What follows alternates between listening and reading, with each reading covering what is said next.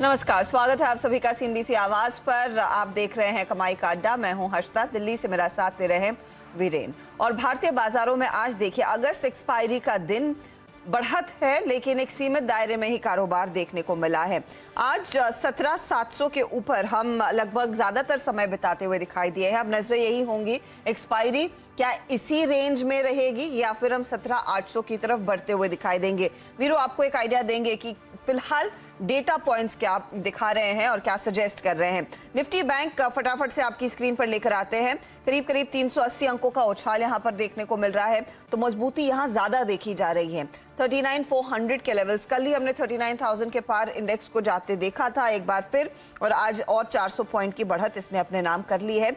471 का दरअसल day high था, तो उससे ज्यादा दूर है नहीं हम। क्लियरली मोमेंटम अच्छा खासा मार्केट्स में, तो बैंकिंग स्टॉक्स की अगुवाई में ये तेजी देखने को मिली है। इसके अलावा आप देखिएगा चुनिंदा आपके दिग्गज स्टॉक्स, टू व्हीलर्स में आयशर मोटर्स, फोर व्हीलर्स में मारुति जैसे ट्रेड्स में तेजी देखने को मिली। श्री सीमेंट आज बड़े दिनों बाद 2-2.5% तक की बढ़त पर कारोबार करता हुआ दिखाई दे रहा है। इंश्योरेंस कंपनियां, इन सब में हरकत देखी गई है। ट्रेंडिंग काउंटर्स पर आएंगे। ये आपके लिए कंट्रीब्यूटर्स निफ्टी वाले, रिलायंस का एक योगदान है, और रिलायंस का एक बड़ा इवेंट ऑफ कोर्स सोमवार को आएगा। एजीएम कंपनी की आने वाली है, उसमें भी कुछ बड़ी घोषणा, एक आउटलुक आने वाले साल के लिए सामने रखा जाएगा। लेकिन वीरू बताइए, ये 17,700 से जो आंख मिचोली चल रही है सुबह से, आपका पोल क्या इंडिकेट कर रहा था? क्या उस हायर एंड 800 की तरफ अटेम्प्ट करेंगे ट्रेडर्स तेजी करने की? देखिए, थोड़ा डिफिकल्ट है हर्षदा। मुझे लगता है कि आज का बेस्ट पार्ट था बैंक निफ्टी। आज सुबह भी अगर आप देखिए, हमारा जो डिस्कशन हुआ था वो था बैंक निफ्टी। बैंक निफ्टी पे फोकस कीजिए, निफ्टी पे भी फोकस कीजिएगा। हालांकि निफ्टी के लिए 17,705 और 17,691 एक थोड़ा सा डिफिकल्ट जोन होगा, और बात यही हुई थी कि मार्केट रहेगा स्ट्रॉन्ग ही, और निफ्टी में आपको अगर एक डिप मिले कल के क्लोज के थोड़ा ऊपर, तो उससे जरूर बाय कीजिएगा। और 691 और 705 ये पार होगा। देखिए, पहला बेस क्या है हमारा हर्षदा? 610। तो मोटे तौर पे अगर आप देखें, जो बेस्ट पार्ट था निफ्टी का हर्षदा, आज वो निकल गया। और डिपेंड करेगा कि एग्जैक्टली एक इंडेक्स क्या करेगा। मैं बात करूंगा उस पर कुछ, लेकिन अभी के डेटा के अनुसार बेस्ट पार्ट जो था स्टेट सेशन का, वो आप देख चुके हैं। निफ्टी का जरा प्लीज आप ऑप्शंस के स्टेट्स लेके आइए। बहुत स्ट्रॉन्ग कॉल राइटिंग 17,700 की स्ट्राइक्स पे विजिबल है। बहुत स्ट्रॉन्ग पुट राइटिंग 17,600 की स्ट्राइक्स पे विजिबल है, जो कि इंडिकेट करती है कि for rest of the session, मतलब 2 से लेकर लगभग 3:30 के लिए हर्षदा थोड़ा डिफिकल्ट होगा 17,700 के ऊपर जाना, ट्रेड करना। 17,700 पे करीब 62 लाख कॉल बिकी है, 1.25 करोड़ का आउटस्टैंडिंग वाई, और 17,800 पे करीब करीब 1 करोड़ 48 लाख है। That's huge. नीचे 17,600 पे भी अगर आप देखें 48 लाख पुट बिकी हैं, ये भी अच्छी बात है। तो मोटे तौर पे आप लॉन्ग रह सकते हैं, क्योंकि प्रोस्पेक्टिव ये है कि कल के लिए भी हमें लॉन्ग रहना है। लेकिन फ्रेश लॉन्ग की गुंजाइश मेरे को थोड़ी सी कम लगती है। लेकिन फ्रेश लॉन्ग आपको कब करना है? देखिए, आज हमारी अप्रोच यही थी हर्षदा कि बैंक निफ्टी सुबह खुलते ही लेना है, और 39,100 के ऊपर अगर ये टिक रहा होगा तो डेफिनेटली बाय कीजिएगा। We will get a swing towards 390। वो मिला, डिप आया तो बाय कीजिएगा। 39,100 के ऊपर हमें एक स्विंग मिलेगा करीब 510 तक का। 510 एक डिफिकल्ट जोन है। अगर आप इस वक्त के स्टैट्स को देखें तो आपको क्लियरली विजिबल होगा हर्षदा कि जिस प्रकार से 17,700 पे कॉल राइटिंग है, ठीक उसी प्रकार से अगर आप देखें आपकी बहुत स्ट्रॉन्ग कॉल राइटिंग 39,500 की स्ट्राइक पे है। तो इसीलिए मैंने वो टारगेट फिक्स किया था करीब करीब 39,510 का। आपको स्क्रीन पे जब स्टैट्स आएंगे तो क्लियरली विजिबल होगा कि ये देखिए 39,500 पे हर्षदा करीब 68 लाख कॉल बिकी हैं। तो बेस्ट पार्ट हम देख चुके हैं, बट स्टे लॉन्ग रहिए। फ्रेश लॉन्ग की थोड़ी गुंजाइश कम है इंट्राडे के लिए।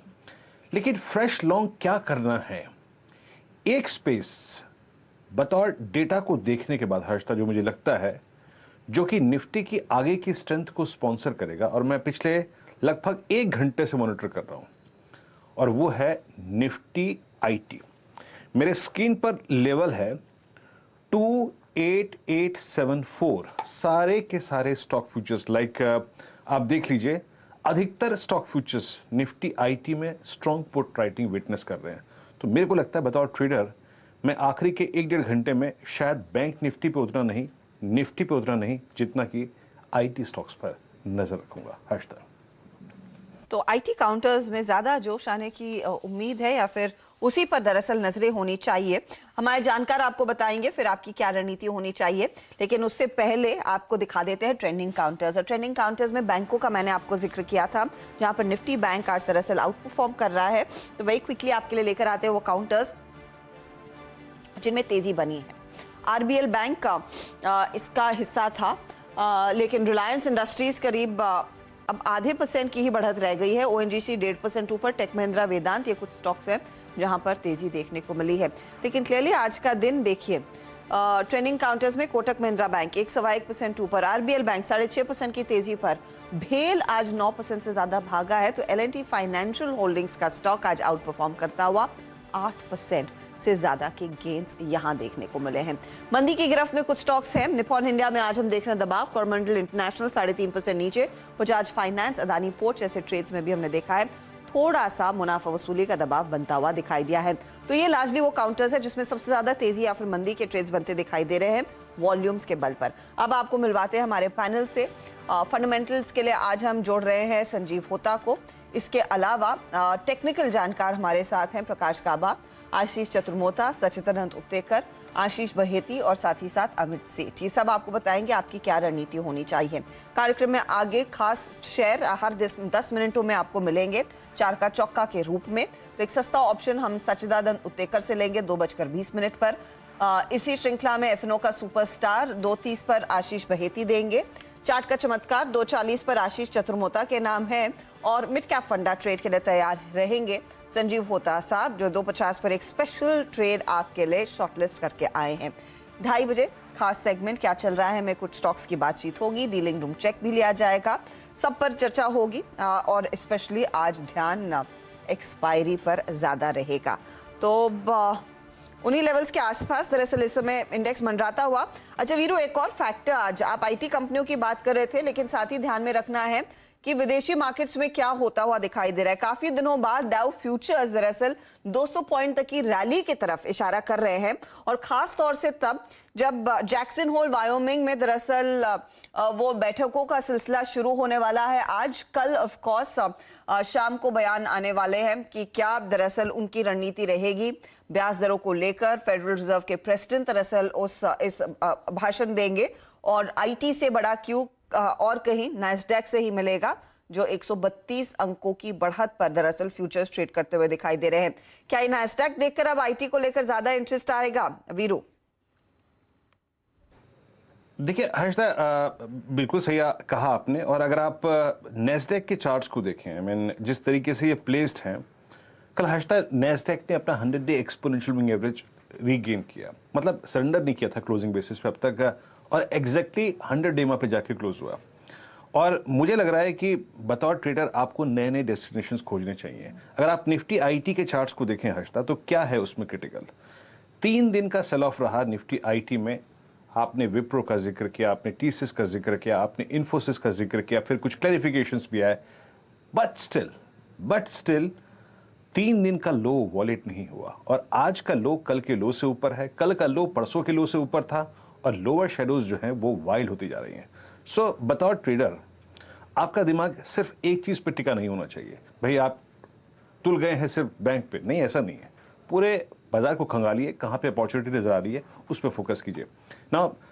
अभी बात करते करते हर्षदा, एग्जैक्टली निफ्टी आईटी जब हमने बात शुरू की थी वहां से करीब 100 पॉइंट ऊपर है, और आज का हाई और इनफैक्ट कल का हाई ये है इसका 50 डे एक्सपोनेंशियल मूविंग एवरेज पार होता है तो मेरे ख्याल से ये अच्छा स्विंग देगा।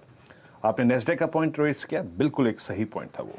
खैर, अब यहां से ट्रेड पिक करना शुरू करते हैं। प्रकाश गाबा सर, अमित सेठ साहब, आशीष बहेती, सचिदानंद उत्तेकर हमारे साथ आए, और संजीव होरा साहब, आप सभी को नमस्कार, कार्यक्रम में स्वागत है। आज प्रकाश सर बीएचएल के जलवे हैं। आज सुबह सुबह आपने पिक किया था, उसके बाद कुछ दर्शक हमारे साथ सुबह सुबह आज आशीष के साथ सांस बहु सेंसेक्स में मौजूद भी थी, बीएचएल से ही। गजब कॉल थी प्रकाश सर आपकी, गजब कॉल थी। अच्छा, प्रॉफिट बुक कर ले सर, या फिर ये बताइए कि इसको राइड करें, और आपका अभी का कन्विक्शन ट्रेड क्या है?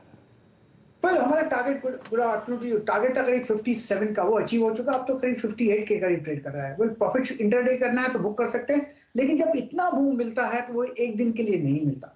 मुझे लगता है आते दिनों में हायर जोन देखेंगे बीएचईएल में, हो सकता है 65 का जोन भी देखने को मिल सकता है। तो profit partial booking profit advisable है यहाँ पर, मेरे ख्याल से कर सकते हैं इंटरडे ट्रेडिंग के हिसाब से। अदरवाइज होल्ड करना है तो निवेश के लिए बहुत ही बढ़िया ब्रेकआउट मिला है 55 जोन्स पर। ये 1 2 4 6 दिन चलना चाहिए बीएचईएल। यस वीरू, आप भेल की बात कर रहे हैं जहां पर बड़ा चला है ये काउंटर। दूसरी तरफ एक और स्टॉक जो आज सुबह में अमित सेठ ने पिक किया था, कैनरा बैंक में भी टारगेट अचीव होता हुआ दिखाई दिया है। 243 की बात उन्होंने की थी। कैनरा बैंक का चार्ट आपकी स्क्रीन पर आ जाएगा। 241 का वर्तमान स्तर है, लेकिन इसने उस पीक को जरूर छुआ है और यहाँ पर तेजी कायम है। तो अमित से भी पूछ लेते हैं कि ये कैरी करना है या प्रॉफिट बुक करना है, फिर नए ट्रेड्स में उतरेंगे। अमित बताइए, कैनरा बैंक। हर्षिता मैम, जिन्होंने इंट्राडे पर्पसेस के लिए लिया, डेफिनेटली प्रॉफिट बुक कर लेना चाहिए कि अच्छा हमने इंट्राडे गेन देख लिया है। बट पोजिशनली मुझे लगता है कि this stock is on the verge of a larger breakout. Positionally मुझे लगता है कि आने वाले दिनों में 250 से 255 के टारगेट्स इसमें अचीवेबल हैं। स्टॉप लॉस मैं रखूंगा लगभग 236 के आसपास। ओके, तो ये फिलहाल आपके लिए कैनरा बैंक का ट्रेड। अगर आपने इंट्राडे के लिहाज से लिया था तो प्रॉफिट बांध लीजिए, वरना इसे कैरी कर सकते हैं। स्टॉप लॉस बढ़ाएंगे, 236 का रखेंगे। अब 7 दिनों में स्टॉक में मोमेंटम देखने को मिला। पिछले 2 ट्रेडिंग सेशंस में खास तौर से तेजी लौट रही है। तो कैनरा बैंक एक आउट परफॉर्मर आज का भेल समेत। चलिए, अब आखिरी 1.5 घंटे के लिए कौन सा ट्रेड जमेगा, किस पर नजरें हैं, उसकी बात करते हैं। आशीष चतुर्मोता, बताइए क्या पिक कर रहे हैं आप, कैसे अप्रोच होगी एक्सपायरी की? Good afternoon Harshita, good afternoon Virendra. देखिए, मेरा जो पिक है वो है आदित्य बिरला फैशन रिटेल। 298 पर इस समय स्पॉट लेवल पर स्टॉक ट्रेड कर रहा है और मुझे लगता है कि जिस तरह से वीकली चार्ट्स पर और मंथली चार्ट पे करीब 4 महीनों का कंसोलिडेशन कंप्लीट करके स्टॉक ने एक ब्रेकआउट दिया है। ये स्टॉक बहुत ही जल्द अपने ऑल टाइम हाई को क्रॉस करेगा। एक इमीडिएट बेसिस पर शॉर्ट टर्म टारगेट 310 का रहेगा, बट मेरा मानना है 325 के लिए positionally Aditya Birla fashion retail limited अच्छा लग रहा है। स्टॉप लॉस लगाना चाहिए 294 का। 294 के स्टॉप के सामने 310 और 325 ये 2 लक्ष्य मैं समझता हूँ स्टॉक में देखने को नजर आ सकते हैं। ओके, ABFRL आपने 298 पे पिक किया। वाकई देखिए, ये एक बहुत ही दिलचस्प स्ट्रॉन्ग स्ट्रक्चर भी है और अच्छी बात है कि मिड अगस्त में इसने पूरा का पूरा 285-80 के रेंज में थोड़ा स्ट्रगल किया, बट फाइनली उस रेंज से बहुत अच्छी तरीके से निकला है। ABFRL, इसको आप चेस करेंगे। स्ट्रॉन्ग मोमेंटम, डे हाई की ट्रेजेक्टरी में आके ट्रेड करता हुआ। सचिन जी, आपका कन्विक्शन ट्रेड क्या होगा इस वक्त का, क्या चेस करेंगे आप? Good afternoon Virendra ji, good afternoon Harshada. देखिए, काफी सारे स्टॉक्स है जिनमें रोलवर्स काफी स्ट्रांग नजर आ रहे हैं, बट मुझे लग रहा है यहाँ पर एक ब्रेकआउट एस्टैब्लिश हुआ था क्रॉम्पटन ग्रीव्स पे इन द मॉर्निंग सेशन। जिस तरीके से ओवरऑल स्ट्रक्चर है इसका, एक क्लासिक ट्रायंगुलर पैटर्न फॉर्मेशन से ब्रेकआउट हुआ है। ओवर एडिशंस काफी स्ट्रांग है एंड जिस तरीके से 400 के बैरियर को इसने कन्विंसिंगली तोड़ा है, तो मुझे लग रहा है 422 तक ये पर्टिकुलर रैली कंटिन्यूड होनी चाहिए। तो यहाँ पर खरीदारी करनी चाहिए क्रॉम्पटन ग्रीव्स के फ्यूचर्स में। स्टॉप लॉस आपको फ्यूचर्स में लगाना है अराउंड 402 के आसपास का एंड इंट्राडे का टारगेट मुझे लग रहा है लगभग अराउंड 420-22 के आसपास का होना चाहिए। क्रॉम्पटन कंज्यूमर आपकी स्क्रीन पे 409 पे ट्रेड करता हुआ, स्ट्रॉन्ग स्टेबल आपकी स्क्रीन पे 409 पे। अच्छा, आशीष बैती जी, गुड आफ्टरनून, आपका कन्विक्शन ट्रेड? जी good afternoon Harshita ma'am, good afternoon everyone. Virendra ji, अभी का कन्वेक्शन ट्रेड आ रहा है DLF पे। पूरे रियलिटी सेक्टर में एक अच्छी बाइंग देखने मिली है। गॉडरेज प्रॉपर्टीज, अजमेरा, इंडिया बुल्स, शोभा, सब में ही एक अच्छा मोमेंटम बना हुआ है। DLF ने भी अपना एक रेंज ब्रेकआउट दिया है। जिस हिसाब का स्ट्रक्चर है, हमें लगता है कि 390 के लेवल्स जल्दी देखने मिल सकते हैं। तो 375 का स्टॉप लॉस लगाकर खरीदारी की सलाह रहेगी। इसे ऑप्शन के थ्रू भी ट्रेड किया जा सकता है। 400 का कॉल में खरीदारी की सलाह रहेगी। 11 रुपए के करीब ये चल रहा है। 7 रुपए का स्टॉप लॉस लगाना, 19 रुपए के टारगेट के लिए। एफ में देखिए, तेजी का ट्रेड इस समय लेकर चलेंगे तो क्लियरली यहाँ पर तगड़ी मूव्स देखने को मिलेगी। 419 तक के लेवल्स आएंगे आगे। रियल्टी काउंटर्स में फिर जोश लौटता हुआ, मोमेंटम लौटता हुआ, ये आपके लिए एक व्यू है। चलिए, अब गावा साहब, आपका ट्रेड। अब भेल में तो काफी मजे आए सुबह में, अब दोपहर के लिए ऐसा ही कोई अच्छा बढ़िया सॉलिड ट्रेड दीजिए। Good afternoon to you. आज मुझे इस वक्त अच्छा लगता है स्टॉक है वो है गोदरेज कंज्यूमर। अच्छी तेजी है, करीब 2.5% ऊपर है। मोमेंटम अब भी बरकरार है। 918 का स्टॉप लगाना चाहिए। अब ट्रेड कर रहा है 925 पर, टारगेट 940। सो गोदरेज कंज्यूमर टारगेट 940, स्टॉप 918। ये तो 940 और ऑफ कोर्स 918 का स्टॉप लॉस, 940 टारगेट के लिए गोदरेज कंज्यूमर में आप फटाफट ट्रेड लेकर चले। अमित, आप क्या स्टॉक ले रहे हैं? हर्षिता मैम, मॉर्निंग में हमने बैंकिंग स्टॉक्स पे काफी डिस्कशन किया, most of them have been covered, वो काफी अच्छा कर रहे हैं। लेकिन उसके अलावा जो स्टॉक मेरे को पसंद आ रहा है वो मेटल सेक्टर से हिंडाल्को है।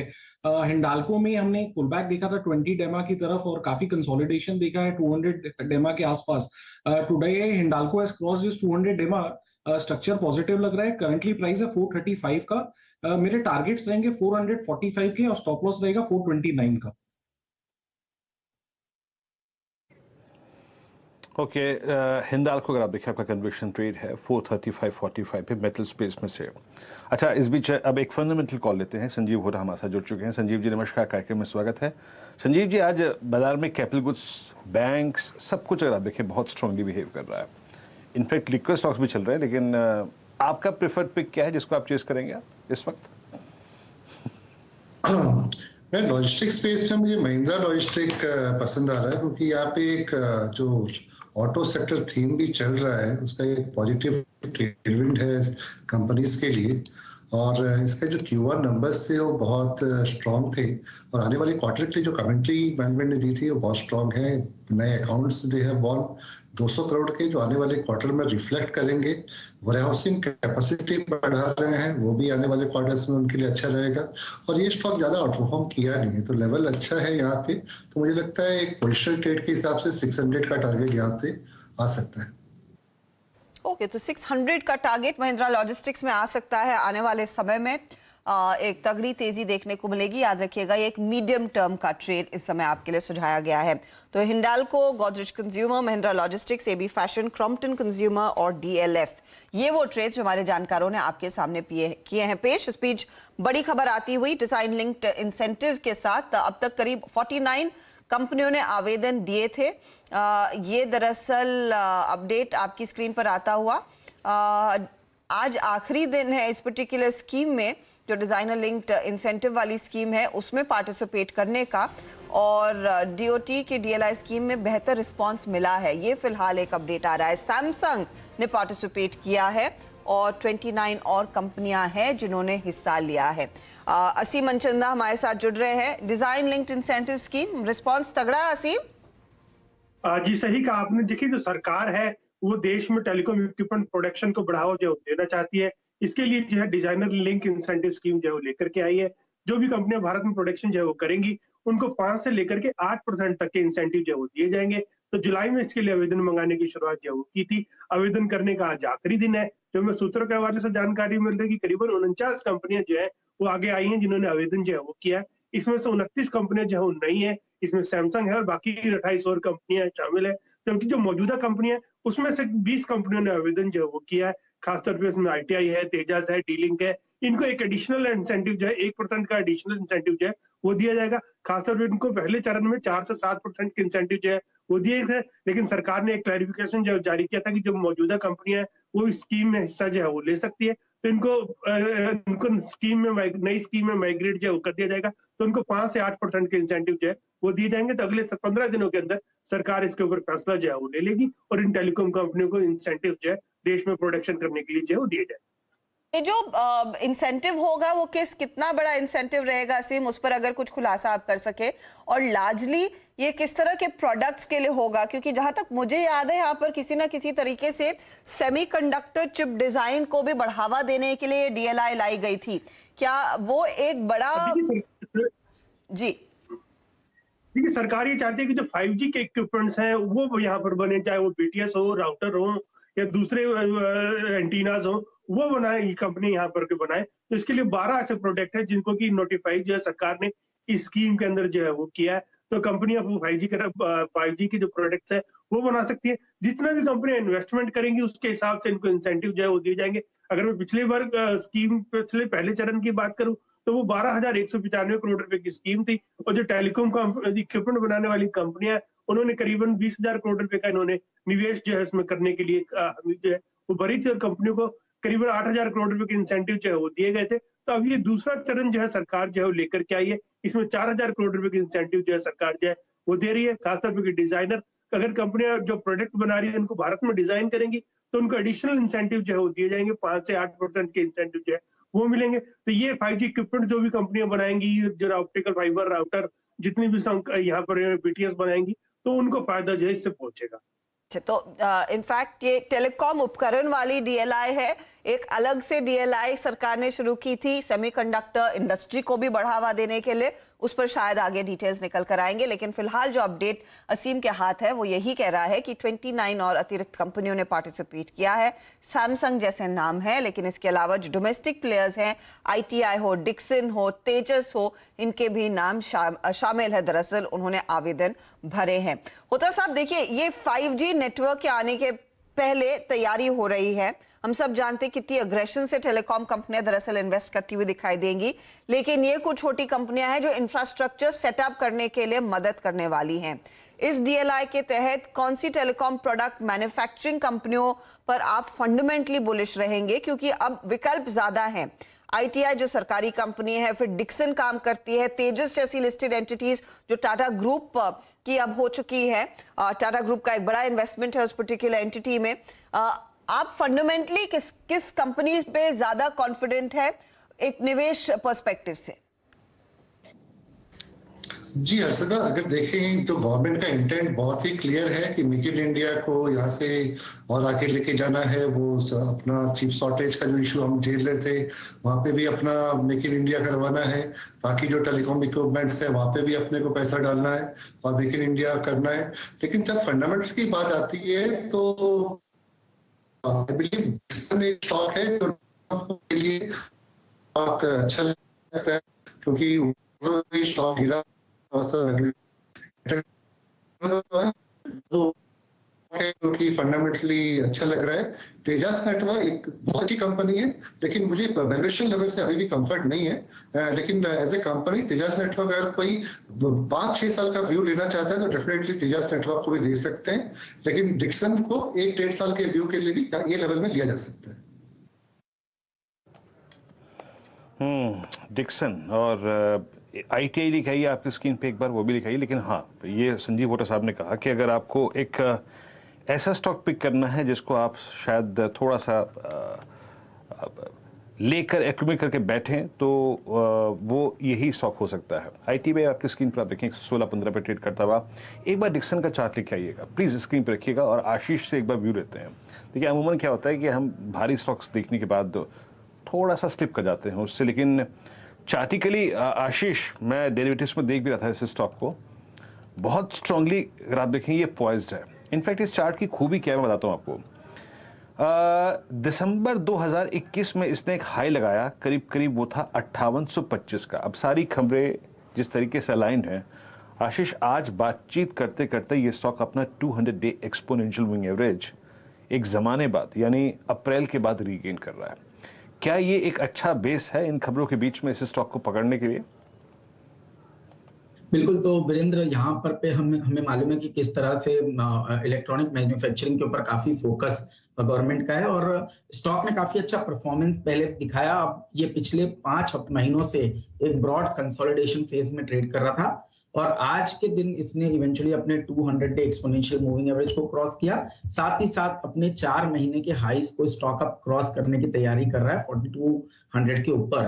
तो मेरे हिसाब से बिल्कुल एक बहुत अच्छे एक्यूमुलेशन फेज में था और जैसे ही स्टॉक 4200 के लेवल को क्रॉस करेगा, मेरा मानना है स्टॉक में 4550 4600 तक की ट्रेजेक्ट्री खुलती हुई नजर आ जाएगी। तो डेफिनेटली जिस तरह का ये एक्यूमुलेशन है उसको देखते हुए मुझे लगता है लॉन्ग पोजीशन यहाँ पर काफी अच्छी बन रही है। 4080 के एक स्टॉप लॉस के साथ एक trading position, short term position stock में बनाई जा सकती है।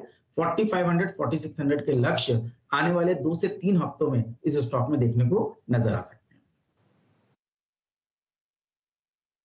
जी डिक्सन बात करते करते अब देखिए 4136 डे हाई की ट्रैजेक्टरी में आके ट्रेड करता है। शार्प स्विंग इस स्टॉक में विजिबल है और याद रखिएगा एक ज़माने बाद यानी अप्रैल के बाद इसे अपने 200 डे एक्सपोनेंशियल मूविंग एवरेज के ऊपर ट्रेड करना शुरू किया है।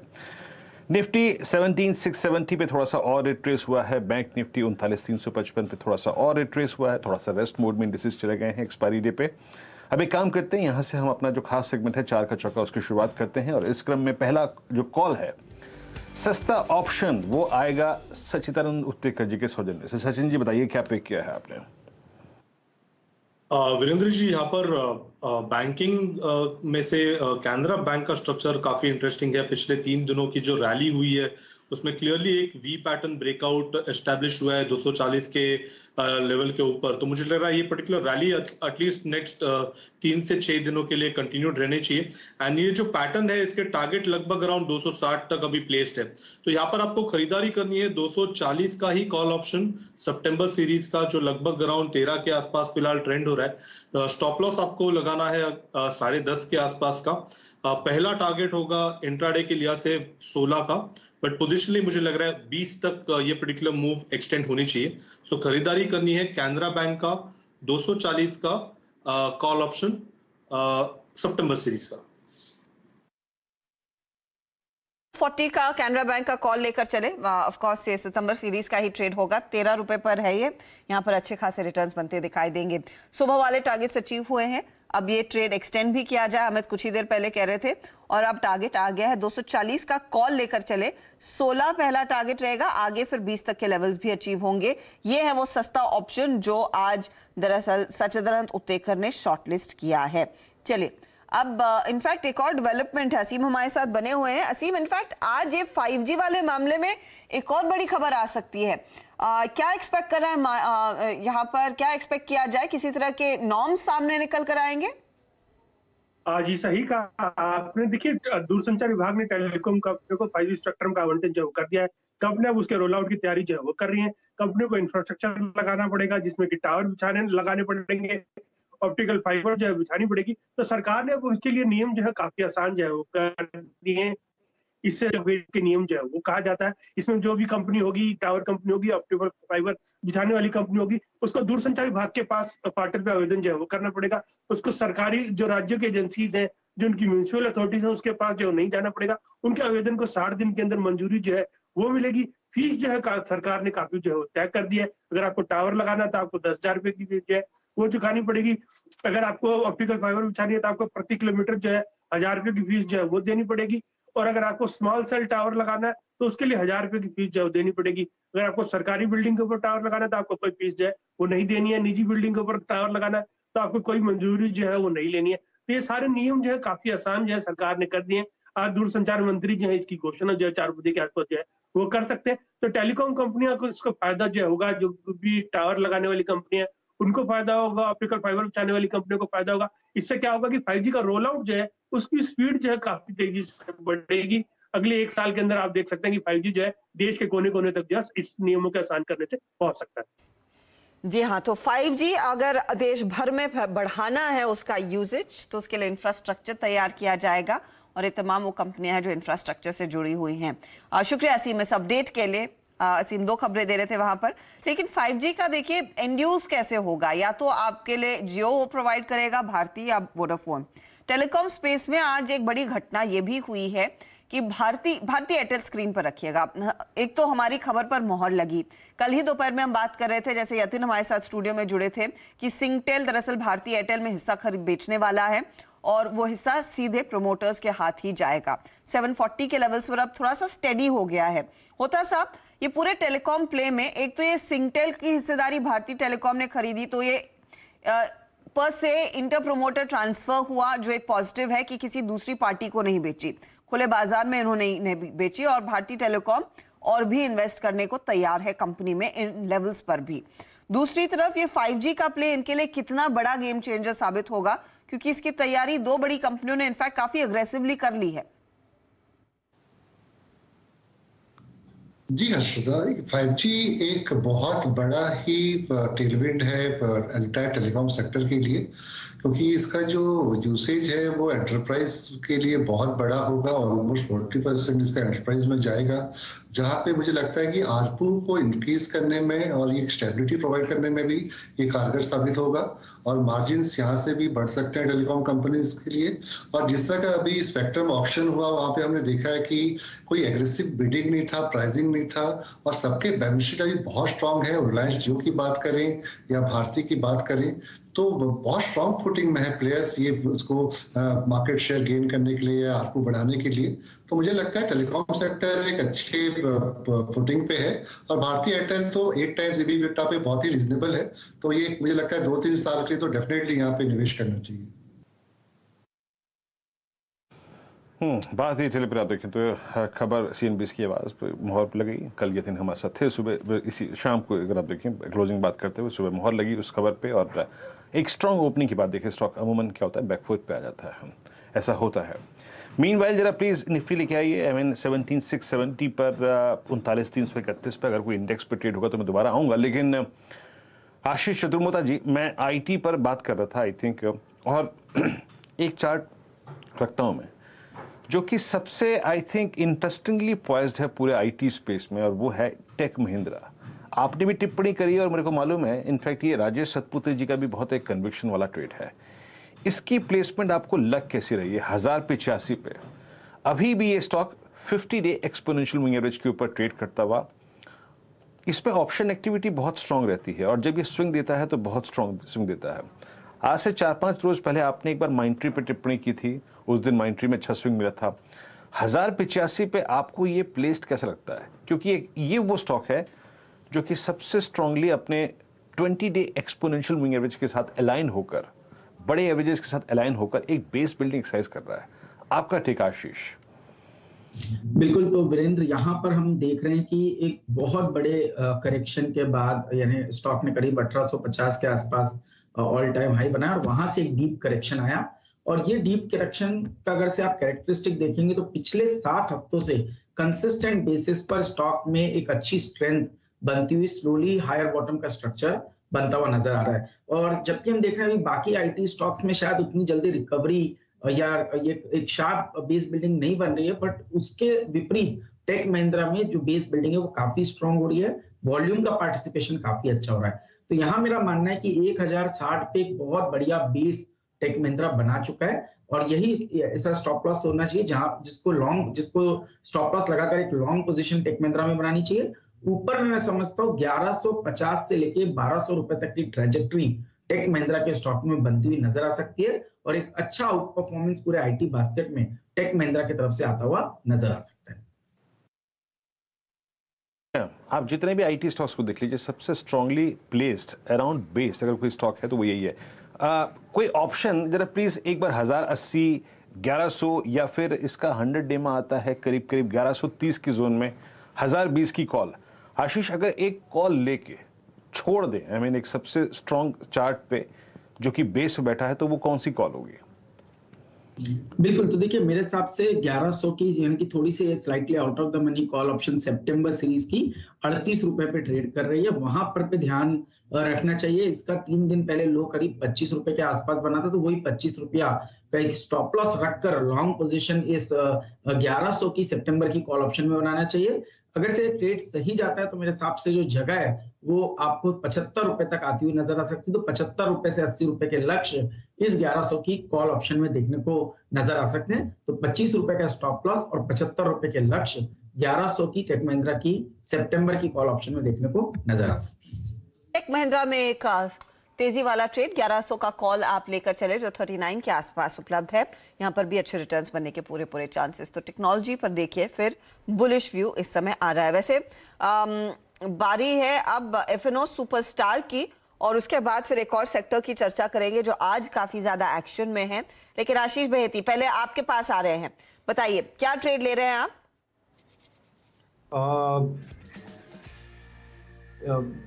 मेरे को 1 मिनट दीजिएगा मैम, एक्चुअली सिस्टम रीसेट हुआ है मेरा। कोई नहीं, आप निकालिए अपना सुपरस्टार ट्रेड। तब तक हम देखते हैं एक खास सेक्टर पर, और वो है दरअसल एनबीएफसी कंपनियां। हेडलाइन में भी हम बता रहे थे एल&टी फाइनेंशियल होल्डिंग्स देखिए 8% ऊपर। और इंटरेस्टिंग ये है कि जब ये भागा है स्टॉक यहाँ पर अगली सीरीज में भी डिसेंट एडिशन या रोल ओवर देखने को मिला है। नियरली 77% की रोल्स देखे जा रहे हैं इस पर्टिकुलर ट्रेड में। इसके अलावा आप देखेंगे जो हाउसिंग फाइनेंस कंपनियों में एलआईसी हाउसिंग है, उसमें भी मोमेंटम देखने को मिला है। तो ये एक पॉकेट है जहां पर फिर थोड़ी बहुत हरकत देखने को मिली। इनफैक्ट मुथूट फाइनेंस जिसकी काफी धुलाई हुई थी, वहां पर आज करीब करीब 2% का उछाल आया है, और जो रोल ओवर है वो 95% के आसपास का है। आशीष चतुर्मोता, इन स्टॉक्स पर आपकी क्या राय रहेगी, खासतौर से ये out performer L&T financial holding?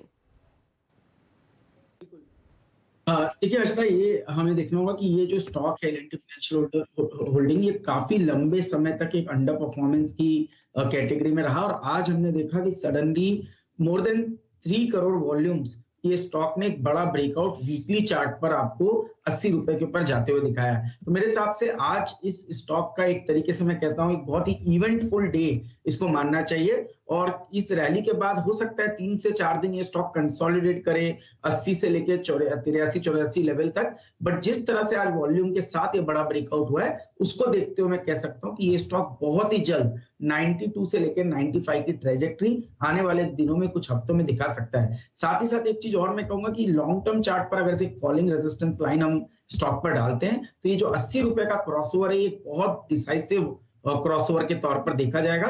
तो मेरे हिसाब से अब एक नया बेस कहीं ना कहीं 76-75 की ट्रेजेक्ट्री में एल&टी फाइनेंशियल होल्डिंग के स्टॉक में बन चुका है। 76-75 का बेस बन गया है, 92-95 तक के लेवल्स देखने को मिल सकते हैं। 8% ऊपर तो मौका है, तेजी ले सकते हैं। लेकिन ये एक चीज ध्यान में रखिएगा, 3 से 4 दिन थोड़ा सा कंसोलिडेट भी कर सकता है आज के इस मूव के बाद, और काफी दिनों बाद दरअसल इस तरह की हरकत इस शेयर ने दिखाई है। ऐसे कई स्टॉक्स हैं जिनमें आज नई ऊर्जा देखने को मिली है, उन पर भी आएंगे। लेकिन पहले भैती साहब, इनका सिस्टम हो गया है रीसेट और एक फ्रेश ट्रेड इनके हाथ में है एफनो सुपरस्टार के रूप में। जी हर्षदा मैम, जिस हिसाब का मूवमेंट आज पूरे कैपिटल गुड सेक्टर में देखने मिला है, एबीबी एक बहुत स्ट्रॉन्ग रेंज ब्रेकआउट दिया है। हमें लगता है कि करंट लेवल पे भी एबीबी में ज़रूर एक तेज़ी की तरफ पोजीशन बनानी चाहिए। स्टॉप लॉस थोड़ा सा डीप रखना है, 3060 के करीब का एक स्टॉप लॉस रखना है, और जो स्ट्रक्चर बना हुआ है हमें लगता है कि इसमें 3300 तक के भी लेवल्स देखने मिल सकते हैं, बट जो इनिशियल फर्स्ट टारगेट रहेगा वो 3250 का रहेगा।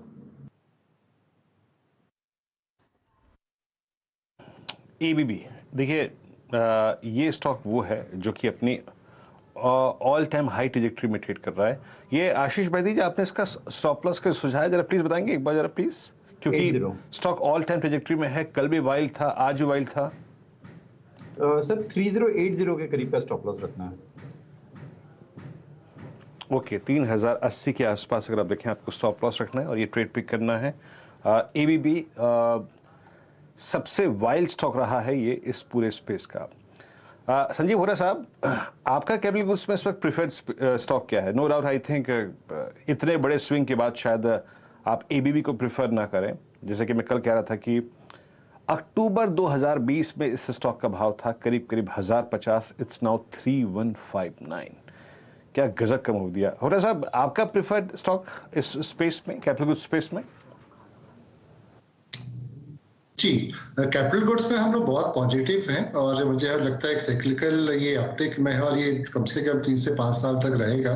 तो यहाँ पे अगर प्रीफर्ड पिक की बात करूँ तो हमारा थर्मेक्स है, और Honeywell automation, Carborundum Universal, Cummins India, और स्मॉल कैप में हमने किर्लोस्कर ऑयल इंजन को रिकमेंड किया है। लेकिन एक डिस्क्लेमर है, तो हमने कल रिपोर्ट इसका एक निकाला था, एक थीम बेस्ड, तो हमने कल ही ये सब स्टॉक को रिकमेंड किया था।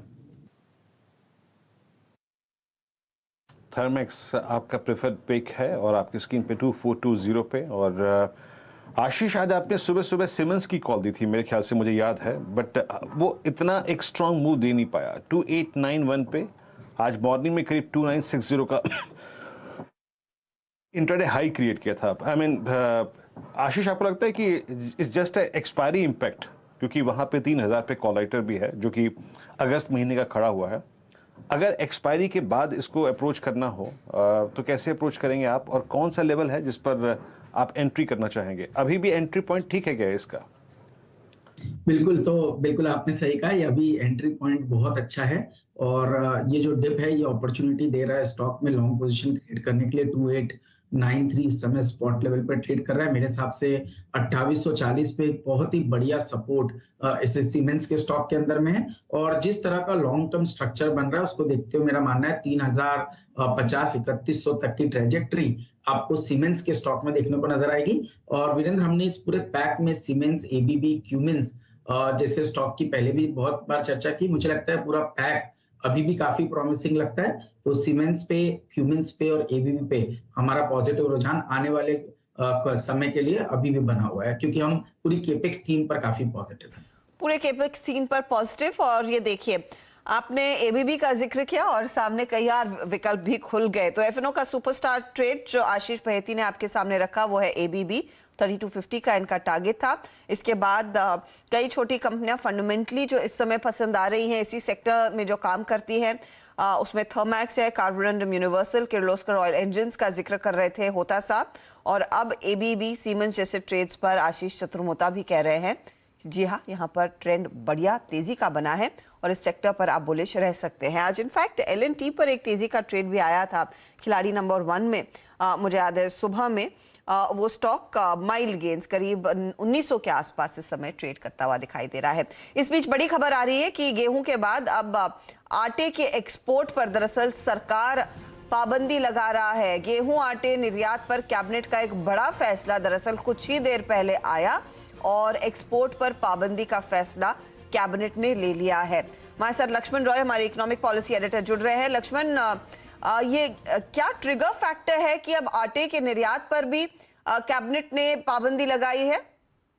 देखिए, इसके पीछे वजह यह है कि सरकार ने, जब आपको याद होगा कि जब यूक्रेन संकट हुआ था उस वक्त गेहूं के दाम काफी ज्यादा बढ़ रहे थे, इंटरनेशनल मार्केट में गेहूं की कीमतें काफी ज्यादा बढ़ रही थी, तो सरकार ने गेहूं के एक्सपोर्ट पर पाबंदी लगाने का फैसला लिया था।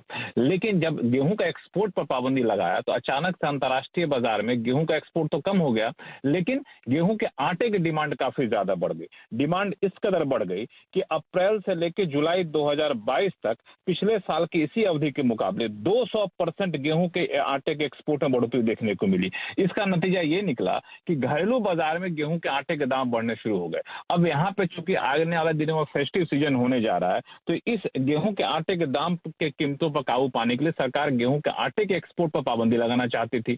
लेकिन दिक्कत ये थी कि सरकार ने पहले ही एक पॉलिसी डिसीजन ले रखा है कि गेहूं के आटे के एक्सपोर्ट पर हम कोई पाबंदी नहीं लगाएंगे। अब चूंकि कैबिनेट ने पॉलिसी डिसीजन लिया था तो सरकार के लिए जरूरी था पहले उस पॉलिसी में बदलाव किया जाए। तो आज कैबिनेट की जो बैठक हुई है उसमें इसी पॉलिसी में बदलाव किया गया है कि अब सरकार गेहूं के आटे के एक्सपोर्ट पर भी पाबंदी लगाएगी और इसके लिए औपचारिक नोटिफिकेशन जो होता है जिसके बाद पाबंदी लग जाएगी, वो नोटिफिकेशन डीजीएफटी की तरफ से जारी किया जाएगा। शुक्रिया लक्ष्मण इस पर्टिकुलर अपडेट के लिए। तो गेहूं आटे के एक्सपोर्ट पर भी पाबंदी लगाने का फैसला ले लिया क्योंकि इंटरनेशनल मार्केट्स में ऑफ कोर्स डिमांड अच्छी खासी अभी भी बनी हुई है। यूक्रेन संकट जो लगातार जारी है उसके मद्देनजर और डोमेस्टिक मार्केट में सप्लाई बनी रहे उसके लिए सरकार ने बड़ा फैसला लिया है। अगर डोमेस्टिक मार्केट में सप्लाई बनी रहेगी तो एंड यूजर्स जो है आईटीसी जैसी कंपनियां, ब्रिटानिया जैसी कंपनियां जो बिस्किट मैन्युफैक्चरर्स है, पतंजलि जैसी कंपनियां, इन सब के लिए पॉजिटिव होना चाहिए। होता साहब, क्या इस अपडेट पर कोई स्टॉक्स के लिए ट्रिगर है? मुझे लग रहा है एफएमसीजी कंपनीज के लिए अच्छी है और ये तो mostly I will read it as a government का और आरबीआई का एक इंटेंट है कि इन्फ्लेशन को नीचे में लेके आना है, तो इसके लिए ये सब वो कर रहे हैं जो कि हमारे पूरे इकोनॉमी के लिए पॉजिटिव है।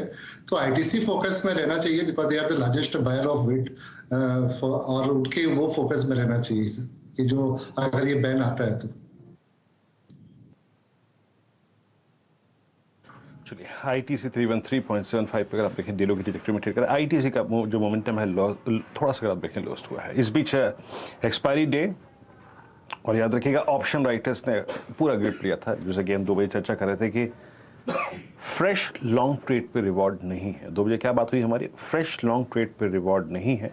39,500 पे 17,700 पे कॉल राइटर्स विजिबल हैं। थोड़ा डिप और आने दीजिए, अभी देखिए अभी क्लोजिंग में बहुत, अगर आप देखें कुछ बाकी है, so let's wait till the time. उस वक्त हम स्टॉक स्पेसिफिक होकर बात करेंगे। शॉर्ट का कोई गुंजाइश है नहीं और लॉन्ग अभी हम कर नहीं रहे हैं।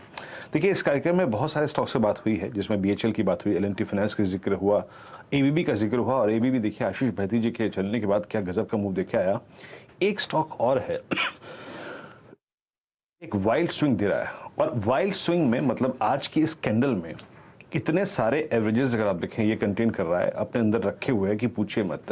और ये कॉल थी सुबह आशीष बहती जी की। आशीष जी मैं आपके पास एक बार फिर से आऊँगा। आज आपने मैकडी पे कॉल दी थी, मैकडोवेल्स पे, और बड़े अच्छे पॉइंट पे दी थी। उसके बाद एक बड़ा वाइल्ड स्विंग मिला भी, अभी 81665 पर है। इंट्राडे हाई काफ़ी वाइल्ड था। आपको लगता है कि यहाँ से ये अपवर्ड जर्नी कंटिन्यू कर सकता है? ये तो एक सिंगल कैंडल थी, बट ये 28 अक्टूबर 2021 से लेकर अब तक की पूरी स्लोपिंग डाउनवर्ड ट्रैजेक्टरी है, वो कभी भी बाइसेक्ट हो सकती है। ऐसे में आपका यूएसएल पे फ्रेश टेक क्या है? जी वीरेंद्र जी, काफ़ी पॉजिटिव रुझान है पूरे सेक्टर में और यूएसएल पे स्पेसिफिकली। जिस हिसाब से आज स्टॉक ने अपने मेन अहम 20 डेमो और 200 डेमो मूविंग एवरेजेस को रीगेन किया है, और एक बहुत ह्यूज वॉल्यूम मतलब 8.5 मिलियन शेयर्स का वॉल्यूम अभी तक ऑलरेडी क्लॉक इन कर चुका है, जो कि एवरेज वॉल्यूम से करीब 4 टाइम ज़्यादा है। हमें लगता है कि ये तो मूव यहाँ से अभी स्टार्ट हुआ है, ज़रूर ट्रेड में बने रहे, 800 के करीब का स्टॉप लॉस मेंटेन करे इस ट्रेड में, और हमें लगता है कि इसमें जल्दी 860 तक के भी लेवल्स देखने मिल सकते हैं। हाल आपके लिए यूएसएल का ट्रेड जो 5-5.5% ऊपर ट्रेड करता हुआ, लेकिन इस बीच सचिदानंद उत्तेकर के हाथ एक ट्रेड आया है। लेकिन गौर करिएगा, Nifty bank, mid cap index सभी ऊपरी लेवल से अच्छे खासे हल्के होते हुए दिखाई दे रहे हैं। तो जैसे वीरू कह रहे थे, 700 के ऊपर गाड़ी बढ़ नहीं रही है और प्रेशर माउंट होता हुआ ऊपरी लेवल से इंडेक्स पर। इस पर आएंगे, लेकिन सचिन बताइए क्या ट्रेड है? हर्षदा, यहाँ पर IT स्टॉक्स में थोड़ा सा प्रेशर है। LTTS में मुझे लग रहा है यहाँ पर एक फ्रेश ब्रेकर डाउन रजिस्टर हुआ है। 3700 का लेवल जस्ट इसने ब्रेक किया है सितंबर फ्यूचर में। तो जिस तरीके से फिलहाल मोमेंटम प्लेस्ड है, मुझे लग रहा है लगभग 3650 तक ये पर्टिकुलर मूव एक्सटेंड होनी चाहिए इंट्राडे में। पोजिशनल टारगेट होगा अराउंड 3620 का। स्टॉप लॉस आपको लगाना है ऊपर में लगभग अराउंड 3705 पे, एंड बिकवाली करनी है LTTS के फ्यूचर्स में सितंबर सीरीज के। तो सितंबर सीरीज में फ्यूचर में शॉर्ट करके चले LTTS, स्टॉक दबाव में आगे फिसलकर 3620 तक के लेवल्स पर जा सकता है। यह है एक शॉर्ट ट्रेड, और शॉर्ट ट्रेड देखिए ठीक उसी समय आया है जहां पर मार्केट में भी हम देख रहे हैं ऊपरी लेवल से दबाव बनता हुआ देखने को मिला है। 230 पॉइंट निफ्टी बैंक दिन की ऊंचाई से गवा चुका है। ध्यान रखिएगा 39,253 के लेवल्स आते हुए दिखाई दे। हमने 39,400 के ऊपर का ट्रेड देखा है आज सुबह में। निफ्टी 17,700 पर टिक नहीं पाया, उसके आसपास काफी समय बिताया, काफी कोशिश की, लेकिन निफ्टी भी इस समय आप गौर करें तो सिर्फ 40 पॉइंट ही ऊपर रह गया है। यह भी दिन की ऊंचाई से 80 अंकों की गिरावट दिखा रहा है। और एडवांस डिक्लाइन रेशियो, मुझे याद है एक समय ऐसा था 3:1 का एडवांस डिक्लाइन रेशियो, आज के दिन हमने काफी दिनों बाद देखा। अब वो प्रेशर भी माउंट होता हुआ, और मिड कैप इंडेक्स इंडिकेट कर रहा है ये भी ऊपरी लेवल से हल्का हुआ है। तो करीब इस समय 120 अंकों की ही बढ़त रह गई है। तो ये फिलहाल मार्केट का हाल है। मैं जानकारों को अगर इंडेक्स पर कोई ट्रेड दिख रहा है इस समय फ्रेश, बताइएगा जरूर। तब तक बात करते हैं यतिन से, जो बताएंगे कि क्या चल रहा है। स्टिंग लेकर आइए, पूरी ब्रांडिंग दिखाइए, फिर वो सर खुजलाता हुआ हमारा स्माइली दिखाइए। बताइए यतिन। तो मैं स्टिंग के लिए रुका था एक्चुअली। देखिए यूरोप में एक परिस्थिति बनी हुई है। हम रोज ये हेडलाइंस में देखते हैं कि गैस के दाम बढ़ गए, बिजली के दाम बढ़ गए, थोड़े बहुत प्लांट्स बंद हो गए, लेकिन एक चीज जो अभी डेवलप हो रही है वो है वहां अकाल की सिचुएशन। ड्राउट लाइक कंडीशंस हो गई हैं। इनफैक्ट आप बहुत सारे यूरोपियन शहरों में चले जाएं जहां नदियां हैं, वहां जहां तालाब हैं, वहां वर्ल्ड वॉर के शिप्स, पनडुब्बियां, बॉम्ब्स निकल रहे हैं। तो इस टाइप का वाटर लेवल श्रिंक हो चुका है। और क्योंकि ड्राउट की सिचुएशन है, अकाल की सिचुएशन है, एग्रीकल्चर यानी खेती पे इसका बहुत बड़ा असर पड़ा है। क्या चल रहा है में हम बात करेंगे बालकृष्णा इंडस्ट्री की, जो BKT के ब्रांड के अंदर काफी सारे जो कमर्शियल व्हीकल और एग्रीकल्चर यानी ट्रैक्टर के टायर्स वगैरह ये लोग बनाते हैं। अगर हम बात करें बालकृष्ण इंडस्ट्रीज की, तो जो ब्रोकरेज और जो एनालिस्ट से हम बातचीत करते हैं उनका कहना यह है कि जो यूरोप में एग्रीकल्चर की जो कमर टूट गई है, क्योंकि एग्री साइड पे काफी प्रेशर आ रहा है, क्योंकि बारिश वहां नहीं हुई है, शायद आपको बालकृष्ण इंडस्ट्रीज के कारोबार पे इसका असर होता हुआ दिखाई दे। क्यों असर होता हुआ दिखाई दे? क्योंकि लगभग 54% बिजनेस कंपनी का वॉल्यूम वाइज यूरोप से आता है, और जो ये 54% बिजनेस यूरोप से आता है उसमें लगभग 66% जो कंट्रीब्यूशन है वो होता है एग्री रिलेटेड टायर्स का, यानी जो ट्रैक्टर्स के अंदर जो पुलर्स के अंदर जो टायर्स लगते हैं उनका कारोबार है। और वहां क्योंकि काफी किसानों को नुकसान हुआ है, शायद ये जो टायर रिप्लेसमेंट डिमांड है, जो टायर डिमांड है, वो बैठती हुई नजर आएगी, और जिसका सीधा असर जो है बालकृष्ण इंडस्ट्रीज पे होता रहेगा। कोटक की अगर आप माने तो इनकी एक सेल रिकमेंडेशन आज आई है 1650 रुपए के टारगेट के साथ, और उन्होंने इस स्टॉक पे लगभग 10 से 12 रुपए अपने अर्निंग्स 10 से 12% माफ कीजिएगा अपने अर्निंग्स एस्टिमेट काट दिए हैं। तो ये जो यूरोप में अकाल की सिचुएशन बनी हुई है, शायद वहां इंडियन कंपनीज जिनका एग्री रिलेटेड एक्सपोजर है उन पे भी शायद असर होता हुआ दिखाई देगा, जिसमें बालकृष्ण इंडस्ट्रीज एक नाम है। बालकृष्ण इंडस्ट्रीज स्टॉक देखिए वो दबाव के घेरे में। जी हाँ, ग्लोबल फैक्टर्स इंपैक्ट कर रहे हैं, ग्लोबल मैक्रोज इस पर भारी पड़ने लगे हैं, और यहाँ पर अब कई सारे ब्रोकरेजेस भी कह रहे हैं कि बिकवाली करके चले। ये कोटक की राय है। इनफैक्ट HDFC सिक्योरिटीज की तरफ से भी एक रिसर्च रिपोर्ट आई कुछ ही देर पहले कि यहाँ पर प्रेशर बनता हुआ दिखाई देगा। तो यहाँ पर एक कंसेंसस कॉल ऑफ सॉर्ट्स बन रहा है कि कमजोरी रहेगी, कंपनी के ऑपरेशंस दबाव में रह सकते हैं। फंडामेंटली आप भी इत्तेफाक रखते हैं तमाम रिपोर्ट से, होता साहब माहौल अच्छा नहीं है कंपनी के लिए? जी, जैसे यतीन बोल रहे थे कि अभी यूरोप का जो इकोनॉमी है बहुत ही स्लो डाउन की तरफ बढ़ रहा है, क्योंकि गैस प्राइस हाई है, पावर शॉर्टेज है वहाँ पे। तो जो एक्सपोर्टर हैं इंडिया के, वो ऑटो एंसेसरीज में ले लें या टेक्सटाइल सेक्टर से ले लें, या ऑटो एंसेसरीज पे बाकी जितने, जैसे रामकृष्ण फोर्जिंग, उसका भी एक्सपोर्ट बहुत हाई है। तो डेफिनेटली इन सब का प्रेशर में रहेंगे 2-3 क्वार्टर्स के लिए। तो वहाँ पे व्यू थोड़ा सा टेक्टिकली नेगेटिव है हमारा आने वाले 2-3 क्वार्टर्स के लिए। इस बीच अगर आप देखें तो डेटा देखा था हर्षदा बालकृष्ण इंडस्ट्रीज का। इनफैक्ट आप यकीन मानिए कल जब मैं रोलोवर्स की शीट्स को देख रहा था और रोलोवर्स के डेटा को पढ़ रहा था, ऑटो स्पेस में बड़ी कमांडिंग पोजीशन में है इसके रोलोवर, और ये स्टॉक सबसे ज्यादा विटनेस कर रहा है शॉर्ट रोल्स। यानी यतीन ने जो बात का जो उल्लेख किया ना यहाँ पर, वो स्क्रीन पे विजिबल है। आशीष बैती जी, बहुत संक्षेप में इस पे एक चार्ट चेक दीजिएगा।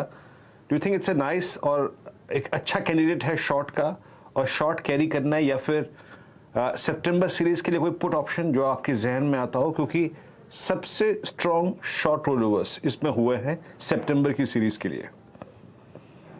जी वीरेंद्र जी, जिस हिसाब से चार्ट स्ट्रक्चर खराब हुआ है, काफ़ी प्रेशर दिख रहा है स्टॉक में, और हमें लगता है कि यहाँ से और फर्दर सेल ऑफ देखने मिल सकता है। करंट लेवल पे तो नहीं, लेकिन थोड़ा सा कोई रिट्रेसमेंट आता है ऊपर की तरफ तो ज़रूर वहाँ पे शॉर्ट बनाने की सलाह रहेगी। जिनके पास भी शॉर्ट है ज़रूर बने रहे। हमें लगता है कि 2000 तक का भी लेवल इसमें देखने मिल सकता है। जो पुट खरीदने की सलाह है वो बालकृष्ण इंडस्ट्रीज में 2000 की पुट है, जिसमें लिक्विडिटी भी अच्छी है, 56 के करीब चल रही है, उसमें पोजीशन बनाई जा सकती है। जो स्टॉप लॉस मेंटेन करना है वो 45 का, और हमें लगता है कि इस पर्टिकुलर पुट में करीब 75 to 80 तक के लेवल्स देखने मिल सकते हैं। बालकृष्ण इंडस्ट्रीज इस पुट पे ध्यान दीजिएगा, कल मॉर्निंग में भी डिस्कस करेंगे इस पे एक बार, अगर आप अभी भी लेना नहीं चाहते। लेकिन इतनी जो बात कही वो डेटा में क्लियरली विजिबल है। चलिए एक काम करते हैं, यहाँ पे एक ट्रेड ऑर्डर लेते हैं, और आशीष चतुर्मोथा चार्ट का चमत्कार उनके सौजन्य से आने वाला है। आशीष जी बताइए क्या पिक कर रहे हैं आप? बिल्कुल, तो देखिए वीरेंद्र, सबसे पहले तो जो हमने अभी थोड़ी देर पहले बात की है BFRL, वो बहुत ही बेहतरीन चार्ट है, बट क्योंकि उसकी बात हो चुकी है तो भी मैं यहाँ पर रिपीटेशन के तौर पे कह रहा हूँ, क्योंकि चार्ट बहुत बड़े ब्रेकआउट दिखा चुका है। तो 330 की जगह इस स्टॉक में बन रही है। दूसरा स्टॉक जो मैं अभी इस सेगमेंट के लिए चूज कर रहा हूँ वो है PI इंडस्ट्रीज का। PI इंडस्ट्रीज का जो स्ट्रक्चर है वो बहुत प्रॉमिसिंग है, और हम देख रहे हैं पिछले 5 दिनों का कंसोलिडेशन PI इंडस्ट्रीज ने 3430 से लेके 3280 की ट्रेजेक्टरी में किया है। और आज जिस तरह से एक गैप अप होके स्टॉक कंटिन्यूअसली सस्टेन कर रहा है ऊपर की तरफ, मुझे लगता है यहाँ पर बेस बन चुका है। 3350 के स्टॉप के साथ पीआई इंडस्ट्रीज में लॉन्ग पोजीशन बनानी चाहिए। 3600 रुपए के लक्ष्य मैं समझता हूँ पीआई इंडस्ट्रीज के स्टॉक में देखने को नजर आ सकते हैं। इंडस्ट्रीज चार्ट के लिए देखिए बेहतरीन स्थिति में और स्ट्रॉन्ग स्विंग दिया भी है इस स्टॉक ने, और डेरिवेटिव्स में ये पूरी अगस्त की सीरीज में स्ट्रॉन्ग रहा है, एक्टिव रहा है और एक स्ट्रॉन्ग स्विंग दिया भी है। एक काम करते हैं, यहाँ पे ये हो गया चार्ट का चमत्कार आशीष जी के सौजन्य से PI industries for a possible target of I think 3600 on the higher side. Sanjiv Hura साहब हैं ही, अब उनसे एक काम करते हैं, लगे हाथ इस रेंज में, इस लेवल पे आज का मिड कैप फंडा भी लेते हैं। संजीव जी बताइए आपके सौजन्य से क्या स्टॉक रिकमेंड करेंगे आप? मेरा एक रियल एस्टेट बास्केट से एक पिक है शोभा लिमिटेड। मुझे लगता है कि जो ये लेवल है बहुत ही अट्रैक्टिव लेवल है, और जो फेस्टिव सीजन आने वाले हैं मुझे लग रहा है बुकिंग वहाँ पे बहुत स्ट्रांग हो सकता है। और Q1 के इसके जो नंबर्स आए थे बहुत स्ट्रांग आए थे, हेल्दी कैश फ्लो जनरेशन हुआ था जो रियल एस्टेट कंपनीज के लिए बहुत ही इंपॉर्टेंट है, और डेट इसका Q1Q नीचे आया था, और मैनेजमेंट का बहुत कॉन्फिडेंट है कि 20% kind of Y on Y growth कर सकते हैं सेल्स FY23 में। तो यहाँ पे मुझे लग रहा है कि 830 का एक टारगेट होगा, इन्वेस्टमेंट टारगेट, तो शोभा लिमिटेड यहाँ से बाय कर सकते हैं। शोभा लिमिटेड में एक मौका तेजी का लेकर चले, ये है फिलहाल वो मिड कैप फंडा ट्रेड जिस पर इस समय होता सा बुलिश है। चलिए मार्केट पर लौटिए। इंडेक्स आप देखेंगे तो हल्का जरूर हुआ है, लेकिन कुछ ऐसे स्टॉक्स हैं जिनमें थोड़ी बहुत हरकत देखने को मिली है। एक इंडिया मार्ट में स्क्रीन पर आ रहा है जिसमें करीब करीब 6% का मूव है। सचिदानंद, एक तो एक्सपायरी वाला दिन, स्टॉक में 6% की तेजी आना, 80% के आसपास का रोल ओवर होना, और नॉर्मली हम देख रहे हैं हर रोज चलने वाला ट्रेड नहीं रहा है, काफी ठंडा हुआ है ये ट्रेड। आज एक्सपायरी के दिन इस तरह की हरकत क्या इंडिकेट कर रही है? सितंबर सीरीज में कुछ एक्शन लौट सकता है क्या? जी बिल्कुल हर्षदा, इनफैक्ट ये स्टॉक मेरे रेडार में भी है, एंड इनफैक्ट यहाँ पर जिस तरीके से इसका लॉन्ग टर्म स्ट्रक्चर नजर आ रहा है, एक जो बिकवाली का ट्रेंड था लगातार 8 महीनों तक ये बिकवाली जारी रही थी 9000 के स्विंग्स बनाने के बाद, एंड जिस तरीके से इसने एक यहाँ पर स्टेबल बेस बना दिया है 4000 लेवल के आसपास का, मुझे लग रहा है उस पर्टिकुलर बेस से अभी एक नई ट्रेंड की शुरुआत की उम्मीद नजर आ रही है। सो जिस तरीके से स्ट्रक्चर है मुझे लग रहा है डेफिनेटली इसे अपने लॉन्ग बायस में रखना है। यहाँ से एक अच्छे कंसोलिडेशन बैंड से मुझे लग रहा है एक ब्रेकआउट की और ये चाल बना रहा है। सो जिस तरीके से फिलहाल इसने एक मूवमेंट दी है हाल फिलहाल में, तो मुझे लग रहा है 4050 के नीचे जब तक अभी क्लोजिंग नहीं होती तब तक मुझे लग रहा है ये स्टॉक अपने बाय ऑन डिक्लाइंस के रेडार में ही रहना चाहिए। And on the higher side जो एक बैरियर है लगभग अराउंड 4500 के आसपास का, मुझे लग रहा है वो अगर ब्रेक हो जाता है तो काफी बड़ी तेजी इस पर्टिकुलर स्टॉक में अनलॉक होनी चाहिए। तो मुझे लग रहा है ये पूरा बदलाव जो है वो अगले आने वाले सीरीज में ही नजर आना चाहिए। जिस तरीके से इसके वीकली मोमेंटम एवरेजेस प्लेस्ड है, तो मुझे लग रहा है 4550 के ऊपर के ब्रेकआउट के लिए बहुत ही अच्छी तरह फिलहाल ये स्टॉक पोजीशन हो चुका है। सो जरूर इसमें खरीदारी करने के मौके ढूंढने चाहिए। स्टॉप लॉस ओवरऑल आपको लगाना है अराउंड 4050 पर। जी ये हो गया इंडिया मार्ट, अगर आप देखें 4329 पे। और याद रखिएगा निफ्टी बैंक पे जैसे कि मैंने कहा था कि मैं 2 बजे ट्रेड ले लूंगा, लेकिन अब याद रखिएगा 39168 पे रीएंट्री के लिहाज से हमारे ऑप्शन बेस पे 39159 का स्क्रीन पे मेरे लेवल है। मेरे ख्याल से अगर आप डे ट्रेडर हैं और या फिर एक स्विंग ट्रेडर हैं तो फिर उस लॉन्ग को पिक करने का सबसे बेहतरीन टाइम है। दोनों ही इंडस्ट्रीज अगर आप देखें, देखिए याद रखिएगा सिर्फ क्लोजिंग पर्सपेक्टिव से नहीं, 39000 की बेस के आसपास अगर खरीदना है 39137 री एंट्री मारने के लिहाज से और कल की पोजीशन कैरी करने के लिहाज से अच्छा लेवल है, अच्छा बेस है, याद रखिएगा। और लेट्स सी अगर आप देखें आधे घंटे में क्या होता है, क्योंकि आज का चैनल ये था 39500 पे कॉल राइटिंग थी, 39400 पे कॉल राइटिंग थी, लेकिन 39000 पे पुट राइटिंग थी, 39100 पे पुट राइटिंग थी, 39200 पे पुट राइटिंग थी। तो एट 39158 मेरी तरफ से अगर आप देखें कल के लिए Nifty bank, not exactly Nifty but Nifty bank, it's a buy 39150 के स्तर पे। लेट्स सी अगर आप देखें क्लोजिंग कहां पे आती है, बट एक अच्छा पिक पॉइंट है निफ्टी बैंक इस वक्त इन लेवल्स पे। मेरे मुताबिक। आगे बढ़ते हैं, एक दो स्टॉक्स और देख लेते हैं, उसके बाद अगर आप देखें कुछ महत्वपूर्ण स्टॉक्स और मार्क करेंगे। देखिए इस कार्यक्रम में दो स्टॉक्स ने जिन्होंने सबसे स्ट्रॉन्ग स्विंग दिया वो थे आदित्य बिरला कैपिटल, और जो आशीष के अगर आप देखिए कन्विक्शन कॉल भी थी, और एबीबी। जरा आप ओआई एडिशंस देखिए किन किन स्टॉक्स में कैसा कैसा हुआ है। अब मैं लेके आऊंगा रिलायंस।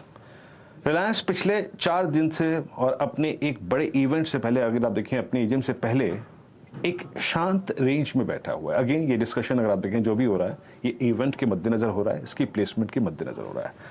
आशीष आपको क्या लगता है, मैंने एट 2643 जिस तरीके से रेस्ट ले रहा है 10 डे एक्सपोनेंशियल मूविंग एवरेज के ऊपर, पिछले 10 दिन की कैंडल्स का अगर आप देखें 16 अगस्त से लेके 25 अगस्त के बीच में हाईज जो हैं वो 2640 और 2650 की रेंज में फ्लोट हो रहे हैं। डेटा देखकर नेक्स्ट मंथ के रोलओवर का देख के लग क्या रहा है आपको, कैसे अप्रोच करेंगे आप इस वक्त रिलायंस को इस इवेंट से पहले?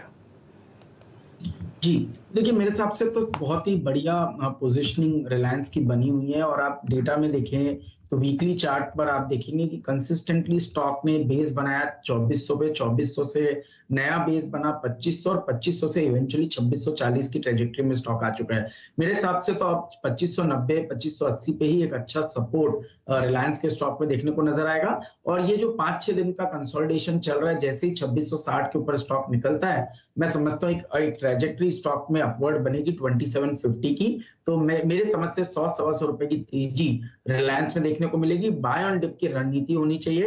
मेरे हिसाब से 2590 और 2580 ट्रेजेक्टरी होगी जहां पर पे पोजीशंस को एवरेज करना चाहिए रिलायंस के अंदर। शायद एक मौका दिख जरूर रहा है एवरेज करने का, लेकिन मार्केट में स्थिति देखिए थोड़ी और बिगड़ती हुई, थोड़ी नहीं काफी बिगड़ गई है। इनफैक्ट अब 17600 को भी नहीं हम रोक पाए हैं, 17580 के लेवल्स पर आ चुका है इंडेक्स, 25 अंकों की गिरावट। निफ्टी बैंक जो 39400 के लेवल्स पर थोड़ा सा मजबूत लग रहा था, अब 39134 के लेवल्स पर आ चुका है, 94 पॉइंट की ही बढ़त है। और मिड कैप्स भी अपनी पूरी बढ़त गवाते हुए अब सिर्फ 35 अंकों का ही उछाल रह गया है। कई ऐसे पॉकेट्स में अब वीकनेस बढ़ती हुई दिखाई दे रही है। अब देखिएगा HDFC जो इस घंटे 1% फिसला है, टेक महिंद्रा में ऊपरी लेवल से 1% का प्रेशर आया, एक्सिस बैंक, L&T जैसे trades, Bajaj finance, Adani port, list लंबी होती जा रही है। ये सभी वो काउंटर्स हैं जिनमें दबाव बनता हुआ। एक बार वो निफ्टी के कंट्रीब्यूटर्स वाली प्लेट लेकर आइए, फिर सचिन के पास जाएंगे जिन्होंने कुछ और ट्रेड शॉर्टलिस्ट कर लिए हैं इस टर्न को, मार्केट के टर्न को थोड़ा सा भुनाने के लिए।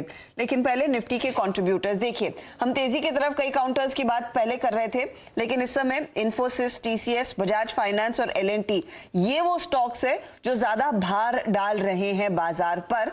यहीं पर बात बिगड़ती हुई दिखाई दे रही है। सचिन बताइए क्या ट्रेड है हाथ में?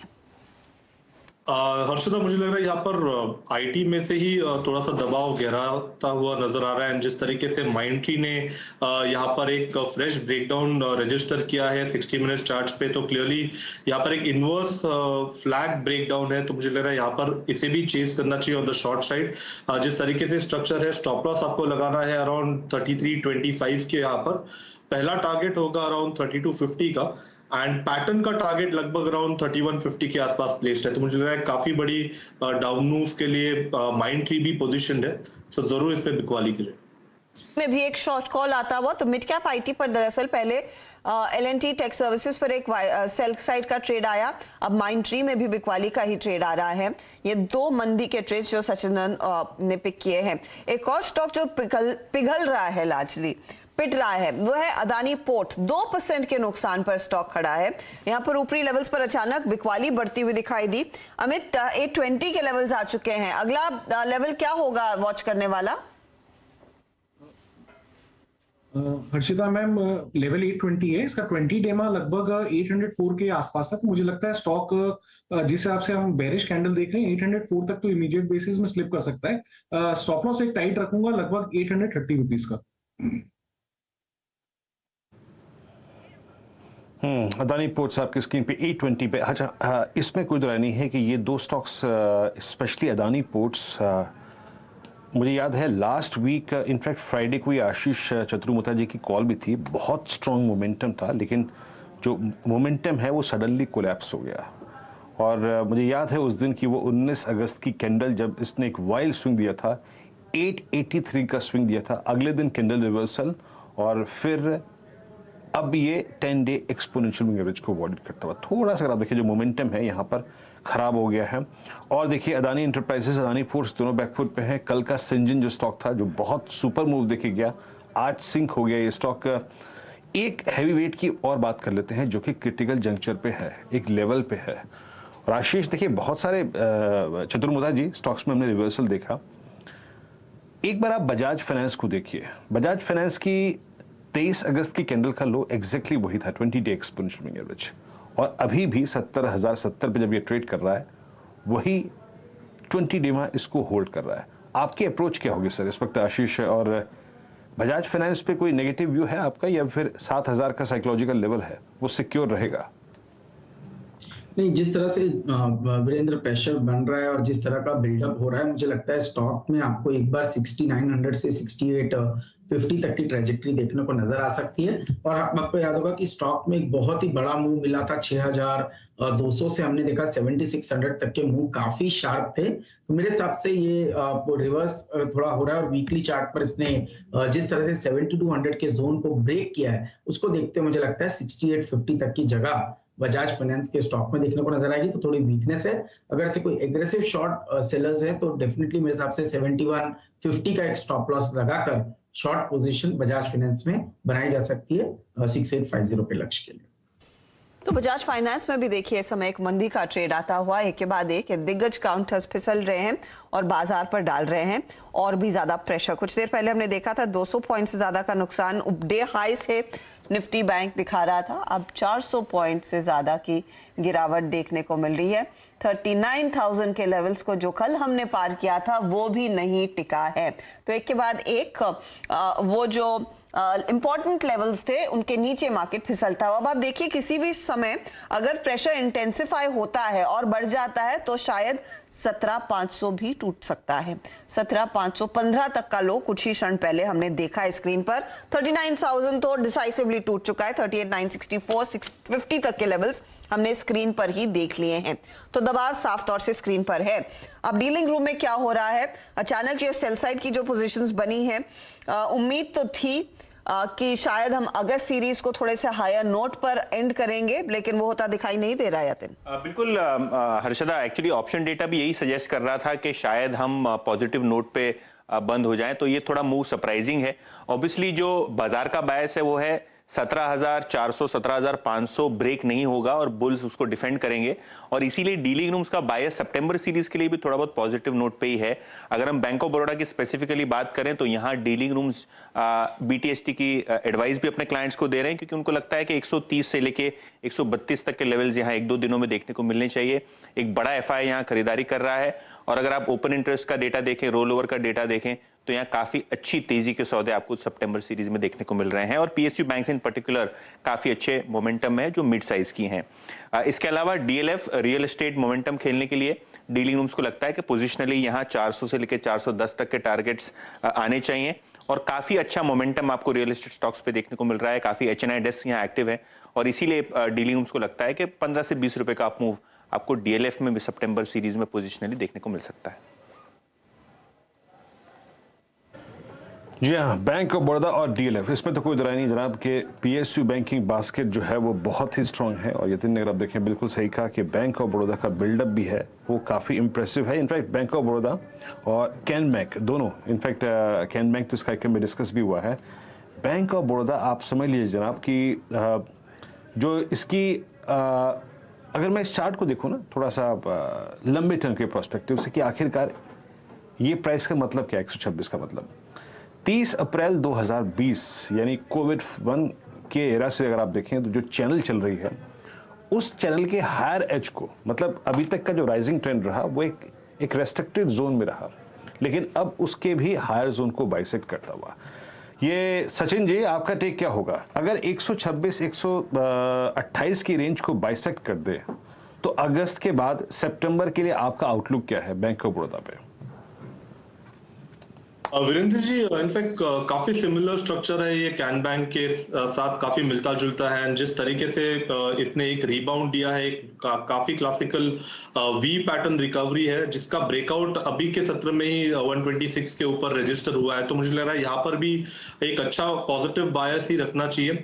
इमीडिएट बेसिस पे जिस तरीके से इसके लेवल्स प्लेस्ड है, तो मुझे लग रहा है लगभग अराउंड 135 से लेके 138 के आसपास के स्विंग्स की एक्सपेक्टेशन होगी अगले सीरीज के लिए। तो डेफिनेटली यहाँ पर भी एक अच्छा बुलिश बायस रखना है। स्टॉप लॉस आपको 120 के आसपास लगाना है ऑन क्लोजिंग बेसिस। एंड जिस तरीके से अभी तक यहाँ पर एक सेक्युलर बुल रन नजर आ रही है, मुझे लग रहा है वो पर्टिकुलर बुल रन अगले सीरीज में कंटिन्यूड रहनी चाहिए। तो डेफिनेटली एक बुलिश बायस रखना है 120 के स्टॉप लॉस के साथ 135 136 के टारगेट के लिए। 136 के टारगेट के लिए एक बुलिश बायस। तो कुछ चुनिंदा बैंकों में अभी भी तेजी है, उसको होल्ड करने की सलाह। लेकिन दिग्गजों में देखिए, हम बात कर रहे थे कुछ देर पहले एफएमसीजी कंपनियों को फायदा होना चाहिए, ये जो गेहूं के आटे के एक्सपोर्ट पर पाबंदी लगाई है, लेकिन एचयूएल में ऐसा कुछ नहीं दिखाई दे रहा है। आईटी, एफएमसीजी, स्टेयर सब पिटते हुए इस घंटे। निजी बैंकों में बिकवाली का दबाव बढ़ता हुआ दिखाई दे रहा है आज के दिन, जहां पर Canara bank of Baroda, SBI की बात हो रही थी। इसके ठीक सामने आप देखिए आईसीआईसीआई बैंक, आपका एचडीएफसी बैंक, इन सब में प्रेशर अब बनता हुआ साफ देखने को मिला है। लेकिन एचयूएल पर आशीष चतुर्मोता, आपका क्या ट्रेड रहेगा? जाते जाते करना क्या है? देखिए हर्षिता, मेरे हिसाब से जो बाजार में थोड़ा प्रेशर आज काफी इंटेंस बना है, तो थोड़ा सा वेट एंड वॉच की एक अप्रोच इस समय रखनी चाहिए। अग्रेसिव ट्रेडिंग से या अग्रेसिव पोजीशनिंग से बचना चाहिए, क्योंकि काफी आज दिग्गज काउंटर्स के अंदर में एक दबाव की स्थिति बन रही है, और ये भी सेकेंड हाफ में जाते जाते हुआ है। तो मैं थोड़ा सा वेट एंड वॉच की अप्रोच रखूंगा। एक बाजार को जब तक 17,700 के ऊपर अब निफ्टी नहीं निकलता, तब तक के मैं समझता हूँ कोई भी एग्रेसिव लॉन्ग पोजिशनिंग से इस समय बचना चाहिए। लॉन्ग पोजीशन से बचना चाहिए। याद रखिएगा, अभी जो मैंने कुछ देर पहले बैंक निफ्टी व्यू शेयर किया था, स्टिल वो व्यू मैं लेके कैरी कर रहा हूँ। लेवल था 39,140, 39,150 की ट्रेजेक्टरी, और निफ्टी को नहीं छुआ था उस वक्त, निफ्टी बैंक को छुआ था।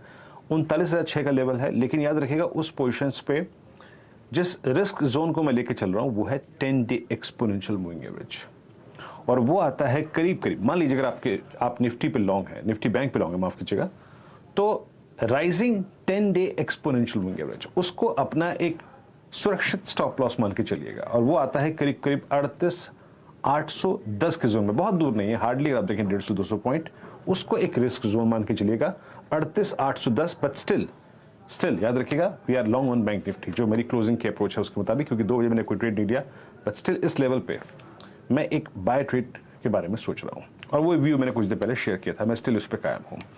बैंक ऑफ बड़ौदा यतीन की बातचीत करते करते अगर आप देखें गॉस स्विंग दिया ऐसे स्टॉक ने, अच्छा मूव देता हुआ, और अभी भी अगर आप देखें करीब 126-35 के स्तर पे आके ट्रेड कर रहा है। अब यहां से एसटीबीटी और बीटीएसटी का क्रम शुरू करते हैं। शुरुआत करते हैं आशीष बहती जी से। आशीष जी, आप क्या ट्रेड कैरी करेंगे फ्राइडे फैक्टर को देखते हुए कल के लिए? बताइए, बीटीएसटी या एसटीबीटी?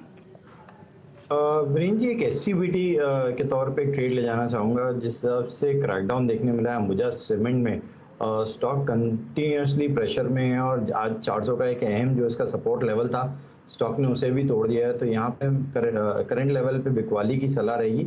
405 के करीब का एक स्टॉप लॉस लगाना, और हमें लगता है कि ये जो फॉल है ये 388 तक के लेवल इसमें आते हुए देखने मिल सकते हैं। सीमेंट में एक सेल साइड का ट्रेड आता हुआ। अमित, आप क्या ट्रेड देंगे? Harshita ma'am, I will take 2 minutes, 2 minute में लूंगा एक बार। No worries. गाबा साहब, आपके पास कोई ट्रेड है बीटीएसटी एसटीबीटी? बिल्कुल, shorting idea Adani ports STBT 816 पे 17 पे ट्रेड कर रहा है। स्टॉप लगाना चाहिए अडानी पोर्ट्स पर 828 का। पॉसिबल है कि लोअर लेवल करीब 800 के देखने को मिल सकते हैं अडानी पोर्ट्स। वीक्स एसीसी ए वालों की खैर नहीं, एसीसी नहीं, अंबुजा शॉर्ट है, मैं माफ कीजिएगा। उसके बाद आ गया आपका अदानी पोर्ट्स, ये भी शॉर्ट हो गया जनाब।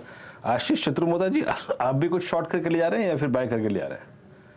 नहीं, मैं आज थोड़ा स्किप करूंगा वीरेंद्र। मुझे थोड़ा स्ट्रक्चर में मुझे लगता है कि थोड़ा सा वेट एंड वॉच की अप्रोच होनी चाहिए, क्योंकि डिप आई है पर अभी भी डिसाइसिव सपोर्ट जोन नहीं ब्रेक हुए हैं। But at the same time जिस तरह का प्रेशर है उसके लिए एक कंफर्मेशन की जरूरत है, तो मैं आज ट्रेड को स्किप करूंगा।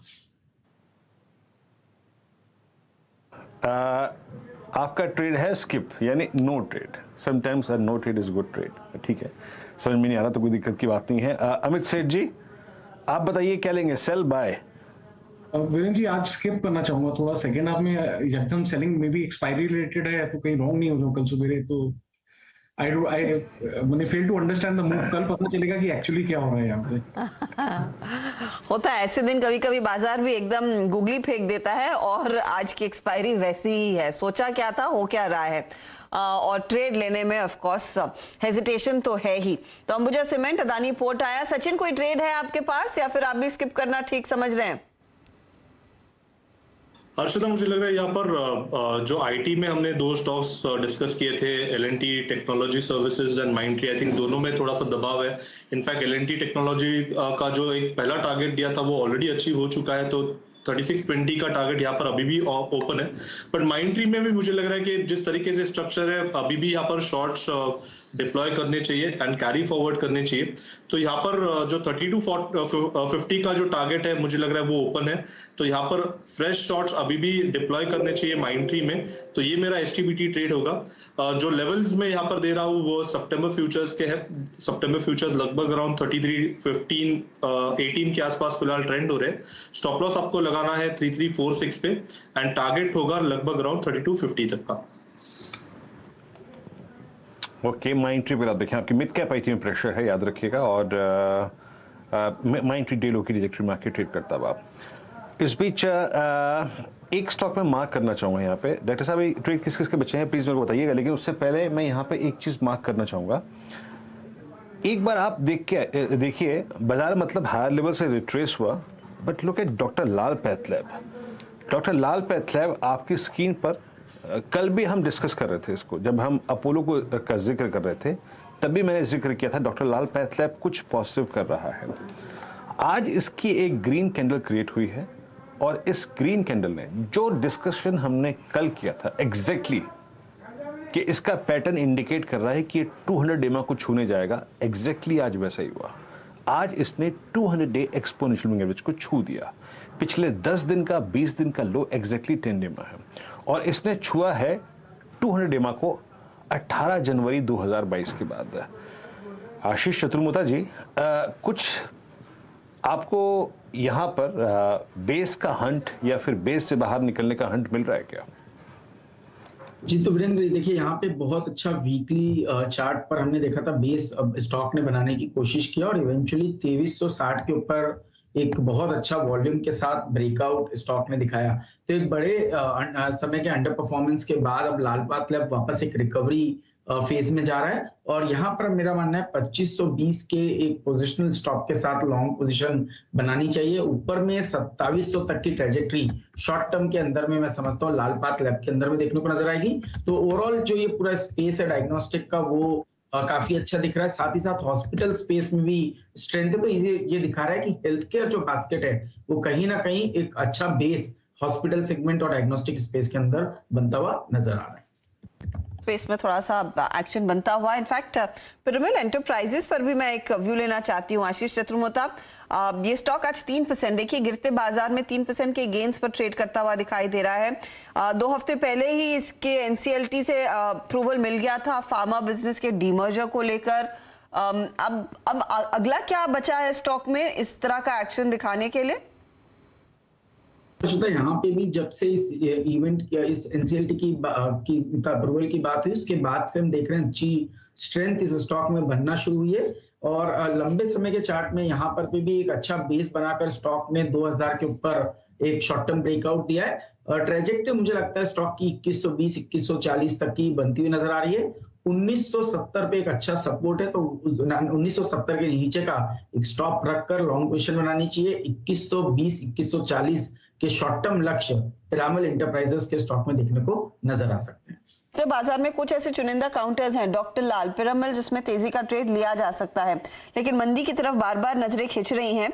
17,500 नहीं टिक पाया बाजार में, डर इसी बात का था और ठीक वही हुआ है। 17,500 के नीचे 498 के लेवल्स आ चुके हैं। स्क्रीन पर 106 अंकों की गिरावट इस समय निफ्टी दिखा रहा है। तो निफ्टी ने पूरी तरह से एक यू टर्न ले लिया है। कहां हम तेजी की तरफ, कहां हम 17,800 के सपने देख रहे थे सुबह में एक्सपायरी के, वो नहीं हुआ तो 700 तक ही हम संतुष्ट होते, लेकिन उससे हम करीब करीब 200 पॉइंट नीचे आ चुके हैं। तो दबाव है और दबाव गहरा है। 38,884 के स्तर निफ्टी बैंक में 160 अंक नीचे। मिड कैप इंडेक्स 60 पॉइंट गवा चुका है। सेंसेक्स उस लिहाज से करीब करीब 400 पॉइंट की गिरावट पर कारोबार करता हुआ। क्या स्थिति बदली है अमेरिकी फ्यूचर्स की, वो एक बार स्क्रीन पर लेकर आइए। कार्यक्रम की शुरुआत में वहां पर अनुमान यही था कि करीब करीब जो डेटा देखने को मिला था, अनुमान नहीं जो डेटा दिख रहा था, 200 पॉइंट ऊपर डाउ फ्यूचर्स ट्रेड करता हुआ दिखाई दे रहा था। वहां पर सिचुएशन में बदलाव आ रहा है। ये इंडेक्स भी फ्यूचर्स वाला डाउ का ऊपरी लेवल से कुछ हल्का हुआ है। अब सिर्फ 126 पॉइंट की बढ़त, तो 200 पॉइंट नहीं 126 पॉइंट ऊपर ही खुलेंगे, तो उसका भी थोड़ा सा ओवरहैंग हो सकता है। लेकिन ये कुछ और फैक्टर है जिससे दरअसल मार्केट में इतना प्रेशर बनता हुआ। फटाफट एक बार कच्चे तेल की तस्वीर भी लेकर आइए। ये देखिए डाउ फ्यूचर्स अब 124 पॉइंट ही ऊपर है। नैस्डैक फ्यूचर्स 132 पॉइंट से ज्यादा दिखा रहा था, वो भी ट्रिम डाउन होता हुआ। ब्रेंट के हाल 101 के आसपास ही है। तो ऐसा कुछ बड़ा बदली हुई चीज मुझे नहीं दिखाई दे रही है, लेकिन हाँ थोड़ा सा पैनिक है, थोड़ा सा संकोच देखने को मिल रहा है। तो सचिदानंद, ये कल के लो के नीचे मार्केट का फिसलना, ये तो परेशानी वाली बात है। हम बहुत ही नेगेटिव नोट पर ये सीरीज बंद कर रहे हैं।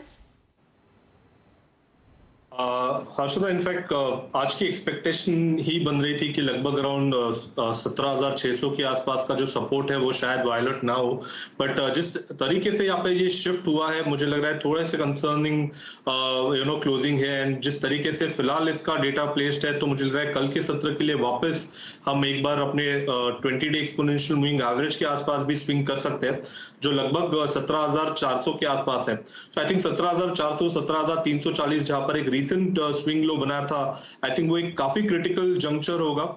अगर उसके नीचे स्लिपेजेस हो जाते हैं तो मुझे लग रहा है थोड़ा सा यहाँ पर जो structure higher top higher bottom का बन रहा था वो थोड़ा सा वहां पर थोड़ा सा परिवर्तन होगा। बट फिलहाल इमीडिएट बेसिस पे तो इतनी बड़ी रिएक्शन नहीं देनी चाहिए। मुझे लग रहा है यहाँ पर एक जो रेंज बनी है 17,700 से लेके 17,400 में, मुझे लग रहा है अगर वहां पर थोड़ा सा कंसोलिडेट भी हो जाए तो एक अच्छी उम्मीद हो सकती है अगले सीरीज के लिए। बट फिलहाल जिस तरीके से प्रेशर है, मुझे लग रहा है फ्रेश जो आपको लॉन्ग्स डिप्लॉय करने हैं वो 17,700 के ऊपर ही डिप्लॉय करने चाहिए। इस बीच एक बार वॉल को देखते हैं, बैंक क्लोजिंग बेसिस से वॉल कैसी दिख रही है और कौन से स्टॉक्स क्या कर रहे हैं।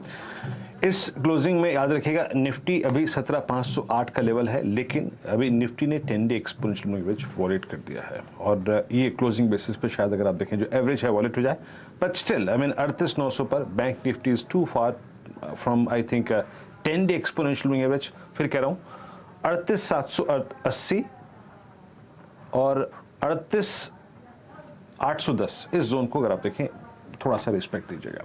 आपकी स्क्रीन पर आप देखें डेटा है लॉन्ग 33, शॉर्ट अगर आप देखें 48, लॉन्ग अनवाइंडिंग देखिए क्या हुआ है एक्सपायरी के नजदीक। सुबह ये लॉन्ग अनवाइंडिंग का डेटा कम था, थोड़ी प्रॉफिट टेकिंग की फीलिंग थी, आई मीन 73 लॉन्ग अनवाइंडिंग। तो ये आखिरी में जो हुआ है 20-25 मिनटों में ये है लॉन्ग अनवाइंडिंग। प्रॉफिट्स जो थे वो कैश में कन्वर्ट किए गए। शॉर्ट का डेटा बहुत अच्छा नहीं था, बड़ा नहीं था। शॉर्ट कवरिंग 41 पे, 33 पे लॉन्ग्स। BHL, एंटी finance, Crompton consumer spirits, PNB यहाँ पे लॉन्ग क्रिएट हुए। और शॉर्ट बिल्डअप कहाँ पे हुआ? Adani ports, Adani enterprises, Bajaj finance. और इनफैक्ट ये तीनों ही स्टॉक्स हमने जिक्र भी किया था। अदानी पोर्ट्स पर हर्षदा ने बात की, अदानी एंटरप्राइजेस पे बात की, मैंने बजाज फाइनेंस पे बात की। ये तीनों दिग्गज ये आज अपने साथ शॉर्ट लेके जा रहे हैं। दैट्स आई मीन बिट, अगर आप देखें जिसे कहते हैं ना, आई मीन दिक्कत का सबब है ये। बाकी अशोक लेलैंड चोला ये भी अगर आप देखें आज शॉर्ट बिल्डअप लेके गए अपने साथ। लॉन्ग अनवाइंडिंग कहाँ पे हुई? देखिए Balakrishna industries, Ambuja cements, persistent और निप्पन और कोरोमंडल, ये कुछ ऐसे स्टॉक्स थे जो कि लॉन्ग अनवाइंडिंग विटनेस कर रहे थे। तो हर्षदा ये डेटा देख के लग रहा है कि एक प्रॉफिट टेकिंग की फीलिंग जो थी, देखिए कॉल राइटर 2 बजे काबिज हो गया था 39,500 पे, और 17,700 पर अगर आप देखें निफ्टी बैंक पर, लेकिन ये सिंक थोड़ा सा अगर आप देखें ज़्यादा हो गया इंडिसेस, प्रॉफिट टेकिंग की फीलिंग थोड़ी सी गहराई। एक दो स्टॉक का यहाँ पे चार्ट चेक ले लेते हैं जो कि वाकई क्लोजिंग के वक्त थोड़े खराब लग रहे हैं। बजाज फाइनेंस का हमने जिक्र किया ही था, एक बार आप जायडस लेके आइए अराउंड डे लो पे ट्रेड करता हुआ। अदानी इंटरप्राइजेस का चार्ट चेक हो ही चुका है, अंबुजा एक सेल कॉल गई है इस कार्यक्रम में। और look at Balkrishna industries 2076 day लो पर, सिंजन, और साथ ही साथ अगर आप देखें कोरोमंडल आज का टॉप लूजर 1010 के नीचे आके ट्रेड करता हुआ, तो थोड़ा सा अगर आप देखें तो यहाँ पे दिक्कत बढ़ी। फार्मा स्पेस में क्या हुआ? फार्मा स्पेस में आज सिप्ला को एक बार जरा लेके आइएगा। सिप्ला आपकी स्क्रीन पे, ये कुछ ऐसे स्टॉक फीचर्स थे जो कि आज शुरू में थोड़े से ठीक ठाक खुले थे, मतलब सिप्ला आज इस दौर की हाईएस्ट रेंज पे खुला, लेकिन सिंक हो गया, 1021 पे क्लोज हो रहा है, खराब क्लोजिंग आ रही है। आशीष चतुर्मोदा जी, सिप्ला पे आपका टेक? पूरा मोमेंटम लूज हो गया आज। नहीं, बिल्कुल, आज जैसे हमने वीरेंद्र कहा कि आज अच्छे स्टॉक जहां पर अच्छी स्ट्रेंथ बनी थी वहां पर पे एक अच्छे प्रॉफिट बुकिंग रिवर्सल देखने को मिल रहा है, और जिसके चलते मैं समझता हूँ थोड़ा, इसलिए मैंने कहा कि वेट एंड वॉच की अप्रोच रखनी चाहिए। जहां तक कि सिप्ला का सवाल है, तो देखिए सिप्ला में भी एक डिप आई है, और ये डिप 1000 पे बहुत अच्छा सपोर्ट जरूर सिप्ला पे बना हुआ है। जब तक 1000 के लेवल नहीं ब्रीच होते तब तक के कोई डिसाइसिव वीकनेस का भी ट्रेंड नहीं बनता। बट जिस तरह से आज जिस रिवर्सल पॉइंट से स्टॉक रिवर्स किया है, मेरे हिसाब से थोड़ा सा इसको भी देखना होगा। 1000 के नीचे अगर से फिसलता है तो यहाँ भी आपको वीकनेस आती हुई नजर आ सकती है। 1000 के नीचे अगर आप देखें वीकनेस बढ़ सकती है सिप्ला में, और सिप्ला वाकई अगर आप देखें आज काफी डिसाइसिवली बैकफुट पे आया है। और फिर अगर मैं एक बार वॉल पे जाऊं और कुछ काउंटर्स को देखें जहां पर आज सबसे ज़्यादा शॉर्टिंग हुई है, या फिर जिसे कहते हैं ना, हमें लॉन्ग अनवाइंडिंग हुई है। 4 तो जो क्रिटिकल स्टॉक्स थे आपने देख ही लिए। शॉर्ट बिल्डअप कहां पे हुआ है? Bajaj finance, Ambuja, Hindalco metal space में, गुजरात गैस, दीपक नाइट्राइट अगर आप देखें केमिकल बास्केट में, Zydus pharma again, IGL, Torrent, Lupin. Pharma में अगर आप देखें स्क्रीन पे आज काफी शॉर्ट्स विजिबल थे। और अगर आप देखें चोला, इन्फोसिस और अपोलो, टोरेंट, एनटीपीसी, इन सभी काउंटर्स में अगर आप देखें तो आज शॉर्ट देखा गया। लॉन्ग बिल्डअप कहां पे था? बीएचईएल, एल&टी फाइनेंस, क्रॉम्पटन जो कि आज सचिन जी की कॉल भी थी, बहुत स्ट्रॉन्ग लॉन्ग, आईडीएफसी और मैकडॉवेल्स अगर आप देखें आज स्पिरिट स्पेस में एक 5% का स्विंग लेकर बंद होने की कोशिश करता हुआ। पिरामिड एंटरप्राइजेस, और आपको याद भी होगा कल फ्यूचर एक्सप्रेस में हमारे साथ आपने ट्रेड भी लिया होगा, इनफैक्ट इस पे पीएल एक कॉल थी राजेश पालवे जी की एक्सिस सिक्योरिटी से 2000 की, उसने अपना टारगेट को हिट किया, ओवरशूट कर गई 2029 पे। पीएल इस दौर के हाईएस्ट क्लस्टर पे क्लोज होता हुआ। और जैसे कि बीएचईएल ने लीड किया आज कैपिटल गुड्स स्पेस को, एबीबी एक और काउंटर था जो कि इसने अपना फ्रेश करियर हाई लगाया। वर्लपूल वाइट गुड्स सेगमेंट में, आरईसी अगर आप देखें कल भी काफी एक्टिव था, आज भी काफी स्ट्रॉन्ग रहा। और श्री सीमेंट स्पेस में आज सब्सटेंशियल लॉन्ग लेके बंद हुआ। बैंकिंग पीएसयू, यतिन इन्हें याद रखिएगा, बैंक ऑफ बड़ौदा का जिक्र किया था, कैनरा बैंक, इनफैक्ट पीएनबी, आप जरा पीएनबी को देखिए आज ह्यूज लॉन्ग लेकर ये अपने साथ कल के सेशन में जाता हुआ। आपने डाइवर्जेंस देखा? निफ्टी बैंक बैकफुट पे आया, 39,000 को वॉलेट कर गया, but look at Nifty PSU bank index, उस पर रत्ती भर इंपैक्ट नहीं। लुक एट पीएनबी 5.25% ऊपर रहा। और एक और चीज याद रखिएगा, एनबीएफसीज की कैटेगरी में ट्रेजेक्ट्री में एक स्टॉक और था जो कि आज इस दौर के हाईएस्ट क्लस्टर पर बंद हो रहा है, और वो है एलआईसी हाउसिंग फाइनेंस। सुबह मैंने राजेश सतपुते जी के साथ इस स्टॉक को डिस्कस भी किया था, और एलआईसी हाउसिंग फाइनेंस 461 पे। सचिन, ऑल्दो शायद ये क्लोजिंग और अच्छी हो सकती, लेकिन अगर आप मार्केट के लास्ट 1 घंटे के बिहेवियर को देखें उसकी तुलना में ये क्लोजिंग फिर भी अच्छी है। और मैं इस चार्ट का जिक्र दोबारा इसलिए कर रहा हूं क्योंकि 9 जून 2021 से जो चैनल चली आ रही है उसको इसने हायर लेवल पे बाइसेक्ट किया। आपका ठीक क्या होगा सचिन इस पे? Virendra, I think LIC housing finance की बात हो रही है, राइट? जी हाँ 406 में हाई लगा के आया।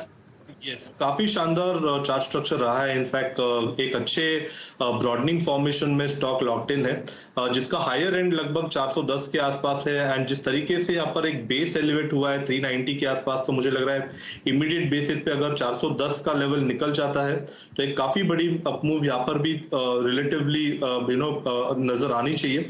सो लगभग आई थिंक 425 428 के स्विंग्स के लिए यहाँ पर जरूर एक लॉन्ग बायस रखना चाहिए। आई थिंक क्रिटिकल यही होगा कि 390 के नीचे अभी यहाँ से क्लोजिंग एस्टैब्लिश नहीं होगी।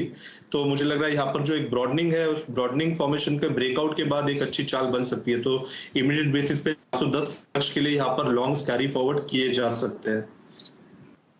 एक वेरी क्विक ट्रेड अमित, अगर हो सके आप दें प्लीज निफ्टी बैंक पर, क्योंकि आज ये जिस तरह से बिखरा है, आखिरी 4 मिनट ही रह गए हैं, ये अगली सीरीज के लिए क्या रफ रेंज देखने को मिलेगी? क्या फिर से एक अटेम्प्ट करना चाहिए कल सुबह में 39,000 की तरफ या नहीं? हर्षिता मैम, बैंक निफ्टी ने अभी भी 10 डे अपना एक्सपोनेंशियल मूविंग एवरेज वायलेट नहीं किया है। That comes somewhere around 38,840 closing basis में। अगर वो वायलेट होता है देन हमारे कंसर्न्स बनते हैं, तो कल सुबेरे ऑब्जर्व करेंगे।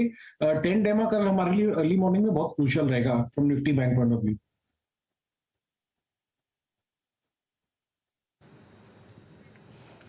Ten day exponential moving average, इस बाजार में अगर कोई भी चीज इस वक्त सेफ है तो वो है bank Nifty above it's 10 day exponential moving average. 10 day में को याद रखिएगा, अपना एक की मार्क मान के चलिएगा वो। और निफ्टी बैंक पर वो कॉल लेने की बजाय, और आई थिंक 10 डे के ऊपर अभी भी स्टे लॉन्ग की अप्रोच इसलिए रखिए कि स्टिल याद रखिएगा डाउ फ्यूचर्स एक सब्सटेंशियल गेन लेके ट्रेड कर रहे हैं। ऑल दो हायर लेवल्स थोड़ा सा सिंक हुए हैं। एक बार यूरोपियन मार्केट्स को दिखाएंगे आप क्या कर रहे हैं। डाउ फ्यूचर्स अभी भी करीब 111 पॉइंट ऊपर और 33,070 की ट्रेजेक्टरी में आके ट्रेड करते हुए। और PSU banking basket super strong, super swing अभी भी है, कैक बैकफुट पे है बट नॉट डिसाइसिवली। डेक्स बिल्कुल फ्लैट और FTSE अगर आप देखें तो करीब 1/3% अगर आप देखें आके ट्रेड करता हुआ। तो मोर और लेस याद रखिएगा ये एक एक्सपायरी रिलेटेड प्रॉफिट बुकिंग जो आखिरी के 1 घंटे में ग्रिप करती है मार्केट्स को, वही है। अब तक तो यही मान के चलना चाहिए। यस, 2 फैक्टर्स अगर आप देखें जो अगर सबसे क्रिटिकल मान के चलें आप, वो है निफ्टी का वो जो प्रॉफिट बुकिंग का मोड का रहा आखिरी के 1 घंटे में, वो इसको 10 डे के नीचे ले आया। But Nifty bank still about 10 day exponential moving average fix eight 4% gain 19 के स्तर पर। चलते हैं इस क्लोजिंग को वॉल पे समझने के लिए हर्षिता के पास, लेकिन उससे पहले एक स्टॉक और देख लीजिए जो कि आखिरी के 1 घंटे में थोड़ा सा सिंक हुआ, वो है एक्सिस बैंक। प्लीज ले आइएगा। आज इसने पारी की शुरुआत की थी 10 डे एक्सपोनेंशियल मूविंग एवरेज के ऊपर और क्लोज आता हुआ पिछले 4 सेशन की लोएस्ट ट्रैजेक्टरी पे exactly at 20 day exponential moving average. Harshita, एक और स्टॉक जो इनफैक्ट बैंकों में ही दबाव के घेरे में आया है वीरू, आखिरी चंद मिनटों में, वो HDFC बैंक ही है। वो भी देखिए करीब 1% कमाता हुआ in the last few minutes of trade. तो बैंकों में जहां पर उत्साह था बाजार बंद होते होते, वहीं पर उत्साह निकलता हुआ दिखाई दिया। अब करीब 200 पॉइंट की गिरावट पर वो इंडेक्स ट्रेड कर रहा है। 38,841 के लेवल्स आ चुके हैं निफ्टी बैंक में। तस्वीर आपके लिए पूरे मार्केट की पेश कर रहे हैं। 200 पॉइंट के नुकसान पर निफ्टी बैंक इस समय, निफ्टी में भार अच्छा खासा आया, 17,700 के पीक से हम काफी फिसले, 200 पॉइंट गिरावट देखने को मिली है डे हाई से। अब 97 अंकों की गिरावट देखने को मिल रही है, कल की तुलना में तो प्रेशर था। IT इंडेक्स जहां पर उम्मीद थी कि तेजी आएगी, वो तेजी बिल्कुल नहीं आई है। 250 अंकों का नुकसान देखने को मिला है आखिरी 1.5 घंटे के कारोबार में। Nifty mid cap index positive territory में था, ये भी ऊपरी लेवल से हल्का होता हुआ दिखाई दिया। इनफैक्ट आज बैंकिंग काउंटर्स, कुछ चुनिंदा मेटल स्टॉक्स भी नरम पड़ते हुए दिखाई दिए हैं। ऑटो में भी ऐसा कुछ ज्यादा आतिशबाजी हुई नहीं है। बेसिकली मार्केट को जो भी स्टॉक्स या सेक्टर सपोर्ट कर पा रहे थे वो टिके नहीं, ऊपरी लेवल्स पर हल्की हल्की मुनाफा वसूली, इसीलिए गिरने वाले शेयरों की संख्या अच्छी खासी बढ़ गई। हालांकि अभी भी बढ़ने वाले से शेयर ज्यादा हैं, लेकिन प्रेशर जरूर आया। अब आपके लिए लेकर आते हैं हीट मैप, जहां पर स्क्रीन ज्यादा आपको लाल दिखाई देगी। ये देखिए चाल बहुत ज्यादा बिगड़ गई है। टॉप लूजर्स की बात करें तो फाइनेंशियल काउंटर्स, बजाज फाइनेंस 7,038 पर आता हुआ, यहां पर बिकवाली का दबाव। इंडसइंड बैंक 1.5% नीचे, एक्सिस बैंक में हमने देखा 740 तक के लेवल्स देखे गए, ये प्रेशर में आया। HDFC बैंक में लगभग 1% तक का नुकसान देखने को मिला। ICICI bank, state bank of India जैसे काउंटर ज्यादा कुछ कर नहीं पाए। इनफैक्ट SBI बहुत माइल्ड गेन्स या फ्लैटिश टिकता हुआ दिखाई दे रहा है। उधर कोटक में भी बिकवाली का दबाव देखने को मिला। सिप्ला जैसे स्टॉक्स, L&T जैसे स्टॉक्स, NTPC पावर ग्रिड जैसे स्टॉक्स, इन सब में हमने देखा मुनाफा वसूली हावी होती हुई। रिलायंस इंडस्ट्रीज सोमवार दोपहर को AGM है, उससे पहले एकदम शांत काउंटर, 0.5% तक का कूल ऑफ देखने को मिला, लेकिन टेक्नोलॉजी में प्रेशर आया। टीसीएस देखिए 1% नीचे आज के ट्रेड में। टेक महिंद्रा, HCL टेक जैसे सौदों में हमने देखा बिकवाली का दबाव। विप्रो हल्का सा फिसलता हुआ दिखाई दिया है, तो ये कुछ वीकर विकेट्स रहे हैं। और इन्फोसिस भी आप देखिएगा टॉप 10 लूजर्स में ये भी शामिल है आज के दिन, जहां पर 1520 पर टीसीएस के साथ कमजोरी 1.25% की बनी है। चला क्या या फिर सहारा किसका था? श्री सीमेंट 1.5% ऊपर, हिंडाल्को में थोड़ी सी तेजी देखने को मिली। डीवीज, आयशर जैसे काउंटर्स, मारुति जैसे काउंटर्स में हल्का सा इजाफा। आज ओएनजीसी जैसे स्टॉक्स में हमने देखा बहुत मामूली बढ़त बनती हुई दिखाई दी है, लेकिन कुल मिलाकर ऊपरी लेवल से जो बाजार हल्का हुआ है, हम 17,500 पर आकर टिके हैं। हालांकि आज के दिन इस लेवल को भी हमने चैलेंज किया और कल के लो को भी टेस्ट किया 17,505 पर। 99 अंकों की गिरावट पर निफ्टी, और निफ्टी बैंक देखिएगा 38,847 पर 191 अंकों के नुकसान पर जाकर टिका है। तो ये स्थिति रही है आज अगस्त सीरीज के इस आखिरी दिन, एक्सपायरी वाले दिन। अब देखते हैं सितंबर क्या लेकर आता है, क्योंकि आज जो भी उत्साह बना था पूरी तरह से मार्केट जिस तरह से ऊपरी लेवल से हताश हुआ, वो भी उत्साह वाइप आउट होता हुआ दिखाई दिया है। फटाफट देख लेते हैं आशीष और सुमित के बीच आजकल जो सीधा सौदा का मुकाबला चल रहा है उसमें स्थिति क्या बनती हुई दिखाई दी है, वहां पर किस तरह के ट्रेड्स आगे रहे। तो तेजी वाले स्टॉक्स में वालचंद नगर, पीएसपी प्रोजेक्ट्स, एबीबी इंडिया, आज इनफैक्ट कैपिटल गुड्स में हरकत थी। एबीबी सीमेंट जैसे काउंटर्स में तेजी के सौदे भी आए, वो पॉजिटिव साइड का trade. India bull housing finance में भी हमने देखा करीब 1.5% तक का इजाफा बनता दिखाई दिया।